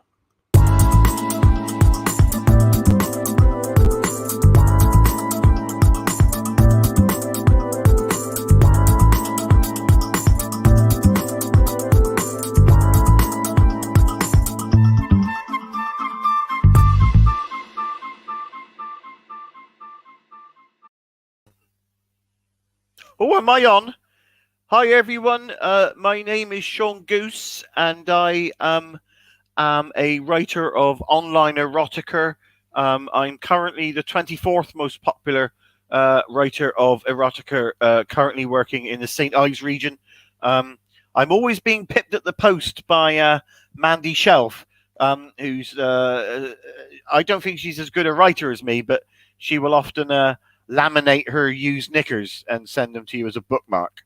Now, one of my most popular characters, which I read to you last week, is my James Bond character, James Gunn, with 2 N's. And I'm going to read another one of his adventures tonight. Now, please remember, everyone, that this is merely erotica. It's not pornography in any shape or form. This is the second adventure in the James Gunn erotic canon by me, Sean Goose. And we are about to start now. James Gunn licked the warm froth off his nutmeg latte and chuckled to himself, but inside himself. He had just... I can't even read my own typeface there. After laughing at his own joke, he stopped doing that and downed the rest of his morning coffee. James started every day with a hot burning coffee. He was that kind of man. He was a man of routine, or maybe you could say that routine was a man of him, or maybe not, if you can't be bothered. He got up at 5 a.m. sharp every day and did not need an alarm because he'd set another alarm. He would do 500 press-ups, 500 star jumps, and then hold a wheelie bin full of guns above his head for 30 minutes. Then he would have an egg white omelette, an egg yolk smoothie, and then a dippy egg with soldiers. He would not use chicken eggs because they were boring. He would use turtle eggs, or at least a very clean goose. After sharpening his body, James Gunn would sharpen his mind. He would fax the Times their next crossword puzzle because he wrote them all, actually. And then he would have an online game of computer chess with Sir Clive Sinclair. Or, if he's dead, then Sir Robert Winston for BBC's Child of Our Time. He would win every game in under one move. Then he would do some jiu-jitsu with that woman in the face helmet that does the slow motion demonstrations on how to chuck balls into a hole from ITV's The Cube. He would beat her every time, and not because she let him win, but more because he would let her lose. Then he would make love to her 3 times and drop her off at Philip Schofield's house because she was his wife, all right? James was in London as normally usual. He was waiting to meet another secret agent from his own department. He normally liked to work alone, but a rendezvous with secret agent Jane Love would always be something he looked forward to with looking forward to something with looking to forward. Jane was almost his perfect woman. James had compiled a list of his perfect woman and then burnt the list in an explosion so nobody would read it. Then he'd remember it in his head anyway, and also he had a backup copy hidden in a secret compartment and an even more secret compartment that was hidden in a hot air balloon at the bottom of the sea. James Gunn's perfect woman was as follows. The hair of Jane Badler, who played the evil Diana in the original TV miniseries V. The skin of Barbara Boucher, who played Mrs. Moneypenny in the horrific car crash of a film that was largely due to Peter Sellers behaving like a spoiled asshole, open brackets, Casino Royale, close brackets. The fat, curious eyes of Wesley Snipe. The nose of Samantha Fox tapering down to the nostrils of Fern Britton. The mouth of Dr. Quinn, medicine lady, but with the cool, even teeth of Charles Dance. The ears of Michael York. They are fucking beautiful. The neck of any lady, really, it doesn't matter, as long as it's not one of those old ones, because they look a bit like a bag for life that's been left out in the rain. The left breast of Rebecca De Mornay in that film that Tom Cruise did before he realized he was gay. And the right breast of Rebecca De Mornay again, because else that would just be weird. The arms of former Olympic javelin thrower Fatima Whitbread. But please, oh my God, please no, not the bloody hands. The intimate lady area of Jessica Rabbit that they claim you can see if you pause the scene when she's thrown from the car when it runs into the lamppost. The clearest version that you can get is on the Laserdisc edition, disc 4, frames 2170 to 2172, although in James' opinion, it's probably the result of a paint and matting error. The hands of Nyssa, the aristocratic yet painfully boring native of Traken from Doctor Who. The toes of Lily Allen and the anus of a swan. Failing that, Angelina Jolie, but with all the attitude, thank you very much. James checked his really expensive secret watch. It was the time. He was meeting Jane at midnight in an adults-only Nando's, the perfect place to blend in and talk privately with a conversation. He would read her file on the way. James didn't like surprises or anchovies. James' love life would read like a who's who of wowee. Orphaned before she was even born, raised by French counterintelligence and a killer by the age of 8, a poster girl for the SAS at the age of 15, trained in the art of seduction by the age of 17, lost her virginity by email, broke her hymen on a wind chime, that sort of shit. James was now in Nando's and ordered a peri-peri vodka and a butterfly chicken. He didn't bother with the spicy sauces that they offered at Nando's. All of them were far too mild for him. James had built up an intolerance to chilies as a teenager. To him, lava just tasted like yogurt or water or blue tack or anything else that didn't taste of anything, like wool or maths. He always ordered his own special bottle of sauce that had a skull and a crossbones on it and was kept in a special airlocked safe and was made by NASA or something. James scanned the room with his eyes. It was the usual post-midnight crowd. Gun runners, drug smugglers and pimps. Nothing to get excited about. Suddenly, there was a tap at the window, and then there was a smash at the window, and then at that smash in the window came through Agent Jane Love. She crashed through the air like a rag doll full of wet fucking rice. She landed in a twisted heap of fact at James Gunn's manly manicured shoes. "Run!" she said, what was left of her Dr. Quinn medicine lady's mouth, and her Charles Dance's teeth were all broken and ruined like a graveyard made of Tic Tacs or white sweet corn, if that exists. "We've been compromised," said Olive Jane, "by a mole in our own cage." James never finished his butterfly chicken. But then he did.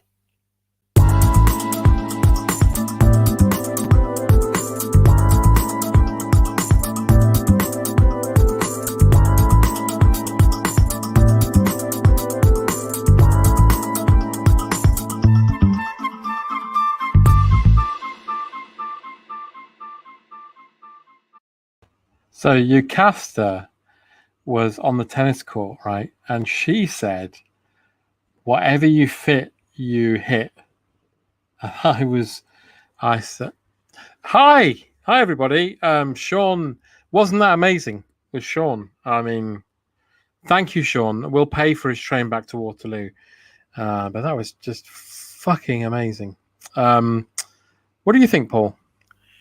Yeah, it was nice to have him here. He's now going to get the late night, overnight back down to Cornwall. Yeah. So he's I mean, there's no doubt that he was Cornwall's finest. Can I say erotigeneer?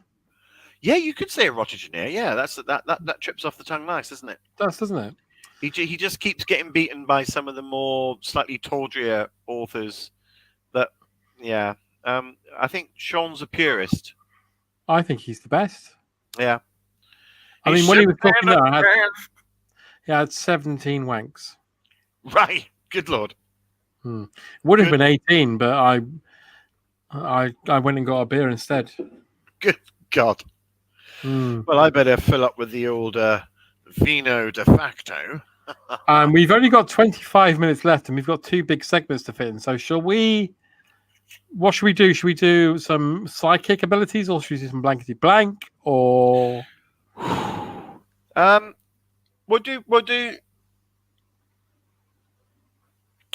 do psychic abilities, because I think that I've looked at right Charlie Teapot over the last few weeks, because we've been attempting to sort of establish this kind of connection, and we've tried all different ways of doing it. I did remote viewing with you at the same time before the show. We've attempted 2 live drawings as we spoke, and I've abandoned all of that. I thought this time that there's got to be some connection between us, some bridge between us that will lead to a psychic fruition, if you will. And I was suddenly thinking that all the things that we were doing, all the pictures were just pen ink on paper. And I just thought, actually, I know what to do. We'll use the primary energy that is color. Yeah. So what I said to you this morning, 10:37, was very, very, very precise. Yes, it was. I said, John, at 10:37, I want you to draw something, anything you want, doesn't matter what it is. But for the love of God, please use color, and please use at least 2 colors. Yeah, that's right. Yeah. And I will then use my psychic abilities to hitch a ride almost on the color vibrancy. And I have to say that at 10:37, when I know that you started to draw, I was drowned in a psychic cloud of color, and I drew a very beautifully elaborate picture, again, using color. And I think this time we've hit the nail on the head. So, I think we have. Instead of me trying to sort of psychically probe you from afar, instead of us trying to live connect, and I think maybe the weather interfered last time, and the Wi-Fi. That's probably what it was it the heat wave? Yeah, heat wave, maybe Wi-Fi, whatever. Yeah. This time using color as the medium, using that spectrum, I immediately knew what you were doing. I mean, it was quite fantastic. And so we can now reveal, and we can put a lid on this now, that I am indeed psychic, because I read what you were doing remotely, and it's beautiful. So after 3, we will reveal our pictures. Are you ready? Mm-hmm. Yeah. Okay. 1, 2, and 3. Go.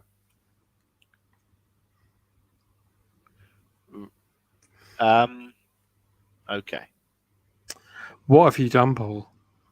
Well, no. It's what have you? No. What have you done? You thought of Super Wogan. No, I didn't. No, you did look Super Wogan. No, I thought of a windmill. Super Wogan. Windmill. And he'd ripped the shit out of Pudsey Bear. No, it's a windmill. Look. Look, he'd ripped the shit out of Pudsey Bear. Look at the detail. It's Super Wogan. He's even got the fucking mic. It's a fucking windmill. I've used 2 colours, and I do a windmill. Well, look, at least I picked up on the red and the yellow. You did, yeah, but you did nothing else. But it's... What the fuck's happened to Pudsey? Terry's ripped his arms and legs off. Why? Because he was the enemy. He's not the enemy. He's the placeholder for children in need. But look at Terry. He's so happy that. But why is he happy? He's killed Pudsey. I mean, look Pudsey at Pudsy's other eye. What's it doing? Well, he's dead, so that's right. So Terry's killed him. Yes! What's coming out of his mouth? Blood. Well, why has he done that? Because Pudsey was Lex Luthor. He wasn't. He wasn't. He was What? it's supposed to be a windmill. Look, this is your fault. This is what I was Not getting my to fault. do. I did a fucking windmill. Yeah, but what goes on in that fucking windmill? That's what I want to know. Not that. It doesn't kill Pudsey. It's just. It makes wind and mills. It doesn't kill Pudsey. I got his hair really perfect. You got it lovely, but what the fuck's he done to the bear? He's ripped its arms and legs off But why? because Pudsey was Lex Luthor. He wasn't Lex Luthor. He's a charitable image of a bear. Well, You know Yeah. what? Maybe this holiday is going to be good for you to recharge. yes, Cycling. yes, you're right. Yeah, 2 weeks off, and I'll be able to get the measure of your mind. I mean, I need a rest too, so maybe we should both just take a break from it for 2 weeks and see what happens when we come back. That's up to you, mate. That's not in my purview.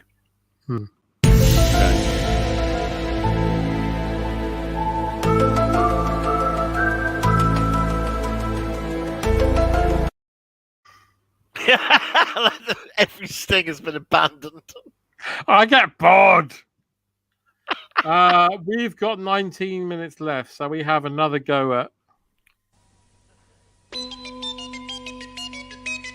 And appearing tonight on Blankety blank, blankety blank, Billy Dainty, blankety blank, Janet Brown, blankety blank, blankety blank, Cyril Fletcher, blankety blank, Rula Lenska, blankety blank, blankety blank, Paul Daniels, blankety blank, blankety blank. Tessa Wyatt. We haven't got time for all that this evening. Terry, welcome back. Ah, that's the old Jonathan Rain. It's old Mr. Wogan back down after his old Liberace lesson. And already, God, I tell you what, up in heaven, busy as a bee I am. I tell you what I'm in the middle of doing now. I'm having a cookery lesson by old Predator Face herself, Fanny Craddock. And let me tell you, age has not mellowed, old Fanny. Good Lord, no. She's told me that if I don't get a move on, that she's going to resort to... she's going to resort to tackling her husband's Johnny's pulled pork until his juices run clear. Jesus Christ. I know. So, the first one of you poor reprobates to type in Wogan's Warm Wallpaper gets to play the old super bloody match game. And then it's back up for old Fanny Fattel. What was the words again? You fucker, I've just screwed up the piece of... No, it's fine. We've got Wogan's Warm Wallpaper. Cameron Crowe, I love your films. Hmm. You're completely right with Wogan's Warm Wallpaper. Well, guess what? It's super match. Eugene has revealed the legend. It's Ladder Blank. I'm John Lennon. It's not. It's completely opposite. It's Blank Ladder. Blank Ladder, and I'm John. I'm John Lennon. John Lennon. Imagine. Yes, I try to, Dick. Where are you from now, there, John? I'm from Liverpool. Right. And what are you doing from old Cloud9 back here on the Mortal Coil? I've been working on a new version of Imagine with everyone from the Bay City Rollers and Glenn Miller's orchestra. Good Lord. Well, that's wonderful to hear there, old John. So It's easy if you try, Terry. It's Blank Ladder. What say you, John? I'm going to say Flaming Pie. Flaming Pie Ladder. Interesting response there. Old Tell's a purist. He's going to go for Step Ladder. Flaming Pie, Terry. Now, Cameron, you can go for old Give Peace a Chance himself, John Lennon's flaming pie ladder, or a sensible answer like Tell's step ladder, or you can come up with one of your own. It's up to you. So 7 o'clock on BBC took you by surprise. Definitely running into the last dying embers of the show now. Yeah. What do we have? Blank ladder. Cameron, come on, give us an answer. Hang's too good for it. We're waiting for Cameron. Quickly, because John's going Welsh by the minute. Contraception ladder. Contraception ladder. Well, let's find out. For 50 mere blanks. It 50 was, of blanks. course. Yeah. Poisonous ladder. Poisonous ladder, which is what I was going to call Sergeant Pepper. Right. Yes. Now, for 100 blanks, quite obvious, really. It was, of course, Cher's ladder. Cher's ladder when the Terry, artist...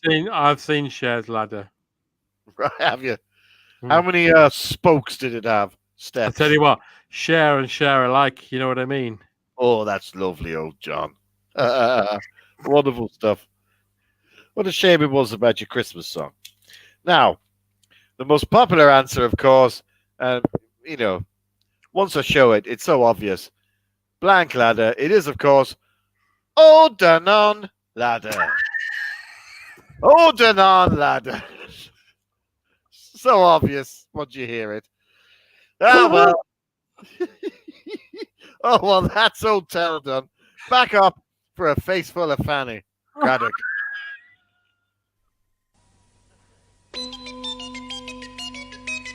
And appearing tonight on Blankety blank, blankety blank, Billy Dainty, blankety blank, Janet Brown, blankety blank, blankety blank, Cyril Fletcher, blankety blank, Rula Lenska. blankety blank, blankety That'll do. That'll do. As I said before, I am no chef. Yes. First time I ever met you without any context or introductions. First thing you said. That's the first thing I said to you when we were at the sperm bank. I am no chef. I am no chef, sir. Right. The first time I met you, you were wearing a jumper full of hashtags. I was, yes. Yes, Yeah. I've still got that very jumper. You But were not like, now, you were like a terribly. you were a living viral email. Yeah, I was literally an at. You were. You were literally. You were an at. Two of you would have been an at. I've got that. And do you know where I got that at CNA? Did you? But in Slovakia, because CNA doesn't exist over here anymore. No, it's long gone, isn't it? Yeah, I used to get my school uniform there. I used to get my ski jackets from there. Do you remember them? What, when you used to go skiing? You remember you used to get the ski? Come on, help me in the comments. You get a jacket that it said ski on the back, and there'll be a picture of a skier, but it would all be like day glow 80s colours.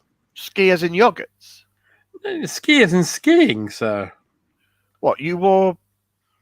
I don't know what you're talking about. Genuinely. Campri ski. And they used to have a hood that you could pop her off. Oh, those! Yeah. With the furry trim. Come on, odd jock. Come on, you can't be just odd jock. CNA stands for coats and hats. Campri ski. It was Campri ski. No, not coats and Not aids. coats and aids, Tim. Come on. Campri ski. Yeah, it was called Campri ski. Everybody had them. You know that little period. You're older than me. You might not remember, but there was a period where everybody had a head bag. Remember head? Oh, yes. It was a leatherette head bag, and it would have a little bit you could zip off with your football boots in. What And was then the one everybody had a that Campri ski coat. What was the one of the two shadowed shapes that were sat opposite each other or next to each Oh, other? that was Capra. French. Well, yeah, slightly No, Kappa. Kappa, slightly exotique. Their brother was Capra, who made It's a Wonderful Life. Yes, I had Kappa stuff. I remember that. I had a Campri ski coat and I had a head bag. Oh. Head bags were great. They were great because if you did football like I did, you could put your football boots and kit at the end. You could zip it off. So when you had PE that day, you just had to bring in the end. It was very exciting. I don't know what you're talking about, but I had a leatherette head bag. Yes, see, I don't know what a head bag is. head were a make of. I think. Oh, head as in it was like a glans. No. I think they did tennis rackets, and then they did. No, but wasn't the symbol for head like a glans with head? Oh yes, it was. Yeah, Yeah, it was head. yeah, it was head. Yeah. Head bags. I hope you saw your GP. Sorry, it says that you kept saying head bags, and I was imagining a bag that you had on your head. No. It was No, glans. no. I remember as a very young pup. Well, yeah, I mean, you can wave it around, but that's better. We are going to collect all these and auction them off at the end of the series, by the way. Yeah, we will, definitely. If there is an end of the series ever. I remember there was a horrific moment, maybe around 1987, where I had to go to school, and not only did I have games, and it was either rugby or whatever, but I also had home economics. Yeah. So I had to bring like stuff to cook with, and fucking PE kit. What's the one cake you remember making home economics? I remember making a carrot cake. Mine was the pineapple upside down cake. Oh, nice. Hmm. But then I very rarely did games because I would always do my best to never, ever. I was never into any sport ever. So. Oh, it's a compliment for you here, Paul. It's important because you're not here for 2 weeks. Well, What's your favourite non-monster mod? Running Man. Oh, the Running Man was brilliant. Yeah, I love doing stuff with John. So any of them are brilliant fun. I like doing. I think possibly maybe when I did an entire Wogan as Clue, not as Clue, without Without a clue. That was very good because that was an emergency. Yeah, I remember messaging you and saying, without a clue, fucked. It didn't record, and you were so upset because we'd already recorded the whole thing, and then you went, "Oh shit, it didn't record for whatever reason." Yeah. But and then you spent about 10 minutes of the episode being Wogan. Yeah, we've probably told this story before, but then I think when we went out to re-record, you said I'm going to do the whole thing as Wogan. I've put my hands up to this before with you. Yeah, and you were like, "Is that going to work?" Internally, I thought this is going to be a disaster, but yeah, so good. So in that respect, but then also, I think one of my also personal favorites was when I talked about my genuine favorite James Bond film, which is For Your Eyes Only. I love that. So I enjoyed that a lot as well because that's how I originally got to speak to you in the first place, John. Because I didn't know you from Adam. Nope. And you were doing these things, and I went, "Oh, I want to talk about For Your Eyes Only." You were like, "Well, someone's already talking about it." I literally just done it when you Who messaged. the fuck are you? So, and that Glenn Moore did it. Glenn Moore, who's now oh wow, yeah. So I was very excited to be able to finally talk about For Your Eyes Only. Yeah, and then we did Cannibal Run 2, which people say is their favorite. Cannibal Run 2. Mm.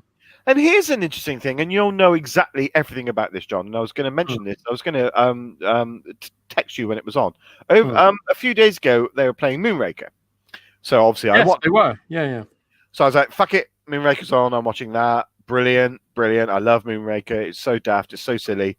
Yeah. But he's such a brilliant villain. He's like the ultimate Bond villain, weirdly, isn't he? Yeah. Drax is so good. Well, they should do a show called RuPaul's Drax Race. Drax Race. Where everybody has to be Hugo Drax. Every episode has a buttoned up. Well, you can be 3 stages of Drax. You could be him shooting the pheasants, him playing the piano, or him on the spaceship at the end. There's a fantastic fellow I follow on Twitter, and you might as well. But if you don't, you should follow him, called M. Kupperman, who's an amazing comic book. He's a genius. Yeah. Yes. And he was watching at the same time, and he said exactly the same thing that I was thinking when Jaws meets his love interest. He goes, every time I watch this, I always expect her to have braces, and she never has braces. Same. I always imagined that was we're always the same. We always think the same. And then later on, he said, but now I expect, and I was saying at the same time, is it when we see her again that she now has braces because somehow her love for Jaws, that she's decided to join him in her own little way? And it never, it's this collective thing that has never happened. It's like that Shazam film that everyone imagines happened. But I remember every time I watch it, I still will it to be factual. Can I just say I love M. Kupperman? I think he's incredibly funny. He's fucking amazing. His comic books are stunning, by the way. You should so good. And I think he's a bit of an Anglophile because he follows a lot of British people and is very interested in British things. Yeah. He genuinely loves anything about like two Ronnies or Yeah, stuff like exactly. that. You'll Your immediately favourite tweets that are very nichely British, you know. I don't know it well, but I think No. it was one of like the first sort of like 10 people I ever followed about Mm. 12 years ago. On He used to when I first joined Twitter, he used to constantly post these little comic. Yeah, I'm wondering if he might be an expat. I wonder if he might be a British living in America. Maybe. No, I think he's definitely American. Oh, really? Yeah, but he was one of the first people to chime in when I was. Do you remember when they went through that little spate where a famous person would die, and there'd be an awful fucking drawing of them going to heaven? The one that me and him really chimed in on was when Harold Ramis died, and there were loads of drawings of him being busted by the Ghostbusters. And I remember saying to M. Cuppleman at the time, Yeah. "Is that respectful that Harold Ramis is being busted by his friends? That just seems awful. That's like kicking a corpse." But anyway, follow him if you don't already. I'm in the comments now. There's lots of people being nice to us, saying Freddie Mercury and Wogan's Snakes and Ladders anecdote was genius. Honestly, I will always say this to anyone who asks me. When I was in the room at that point, I thought I was going to die because I was already 11 with Paul's Wogan. And then when he went super Wogan with he got out his snake and I went up the ladder, honestly, I couldn't breathe. And I think that was one of the early ones where I didn't edit them. And someone who edited it said I had to edit bits out where you both were just not talking properly. I've only listened to one Smash Pod. Fuck you, Neil. Don't ever talk to me. Neil, that's dreadful for you, Neil. You've got time on your hands. Fucking Cannonball Pods were great. I love doing that. We did Cannonball Run, and then instantly we're like, well, we have to do two. Yeah. Lonsdale. Oh, fuck! The comments have gone mad again. Sorry.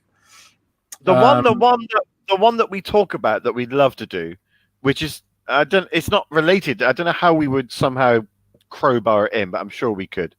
Is our love of a certain 80s based animation film called Animal Olympics. We have to do this one day. And I'm sort of slightly obsessed by it. Yeah, I was a kid, yeah. And I listen to the soundtrack like far too much. And it's a fucking piece of joy. And it's so weird for someone who's so disinterested in sport. I mean, I have zero interest in the songs are so fucking good. Any sport. But the gags are brilliant. The animation of its time is sort of startlingly odd and fun. And it's just, and it's got people like Billy Crystal and Gilda Radner. It's like a who's who of everyone in the 80s. SNL and SCTV all coming together. And yeah, it's almost like Harry Shearer. And it feels like an improvised animated comedy sketch, like comedy sketches. It's fucking amazing. You can never. I've never been able to find a copy ever anywhere.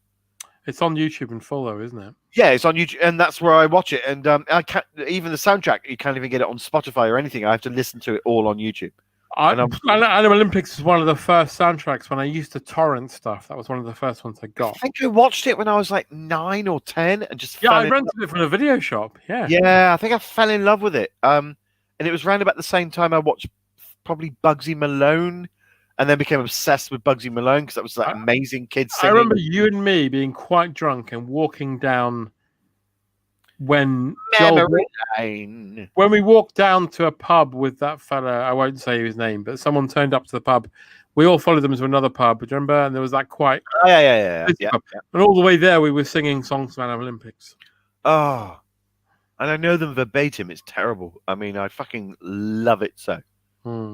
It's my go-to. We could go in 2 minutes. Animal Olympics features one of the greatest jokes ever. Not bad for a fatso. Not bad for a fatso. And also, it's the wobbly, and that's fucking thingy, isn't it? Harry Shearer.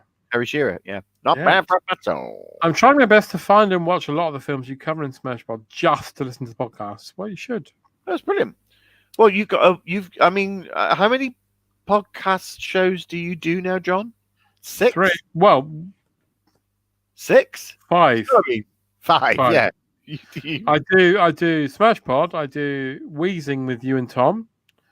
I do All Rather Mysterious with Eleanor and David. And they're really good. I love them. Oh, thank you. And then I do 2 Patreon shows as well. Yeah. That's brilliant. Value for money. See, I'm stretched like a porn star on. No, it doesn't work. Bullseye Smash was great. The Bullseye one was great because we did that live. That was such fun.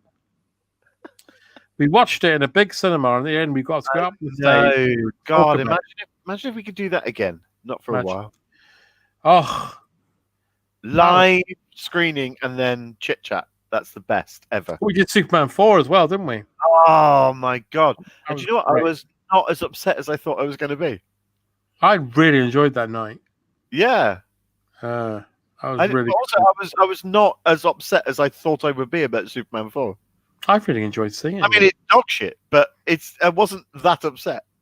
Cream Guy Glasgow lads meet Spurs politician. Are you saying you want us to come to Glasgow? We will. I'd love to go to Glasgow. It's fucking great. I love that you've got the Bullseye script. Yeah, I paid fucking about 80 quid for it in the end, bastards. 80 shekels for that. Well, it was like up for 30 quid, and then I paid for it, and it ended up being about 80 quid. Really? We got over. Yeah, it was like they fucked me on couriers and everything. The royalties. Oh, there's nice things about Killing. Thank you. Killing is fun. The Brain Dead pod this week. I'll tell Tara she likes credit. Be safe on holiday, Paul. And that is something I would echo. Paul, have a lovely time. I'm going to do my best. I've got a sketchy 3 days in Athens where that's a bit populated, but I want to see the Parthenon and the Acropolis and get that under me belt. But again, we're in an apartment. We're not around anyone. And then it's a 50-mile across the coast from Never Eat Shredded Wheat, from west to east. And then we're staying in a little cottage by the sea. I loathe any form of sport and any form of movement apart from a glass to my hand or a fag to my hand. But the one thing I adore is swimming. And I was born by the sea and born in the sea, and I'm a sea baby. Well, Paul, to show how much sea every day. To show how much you'll be missed. Yeah. Lots of messages in here. Come to the Edinburgh Fringe next year. We would love to. Fuck me, that'd be lovely. I've not done a show in the Edinburgh Fringe now for 5 years, and I'd love to be able to have an excuse to maybe pop up for like 2 or 3 days. Let's do that. Let's do a whole week of smirking and stuff, and that'd be great. That'd be brilliant. Katie says, "Have a great holiday, Paul." She didn't say horror day. She said holiday. Lisa says this was fun. Go away now. Oh, thank you, Lisa. Yeah. Simon says, "Have a great holiday, Paul." Well, look. Thank you so much, everyone. I'll be back in 2 weeks. John will steer the good ship JP, never landing on rocky shores. Oh, no. On playful seas of comedy and chat, and you'll have a lot of fun. Yeah.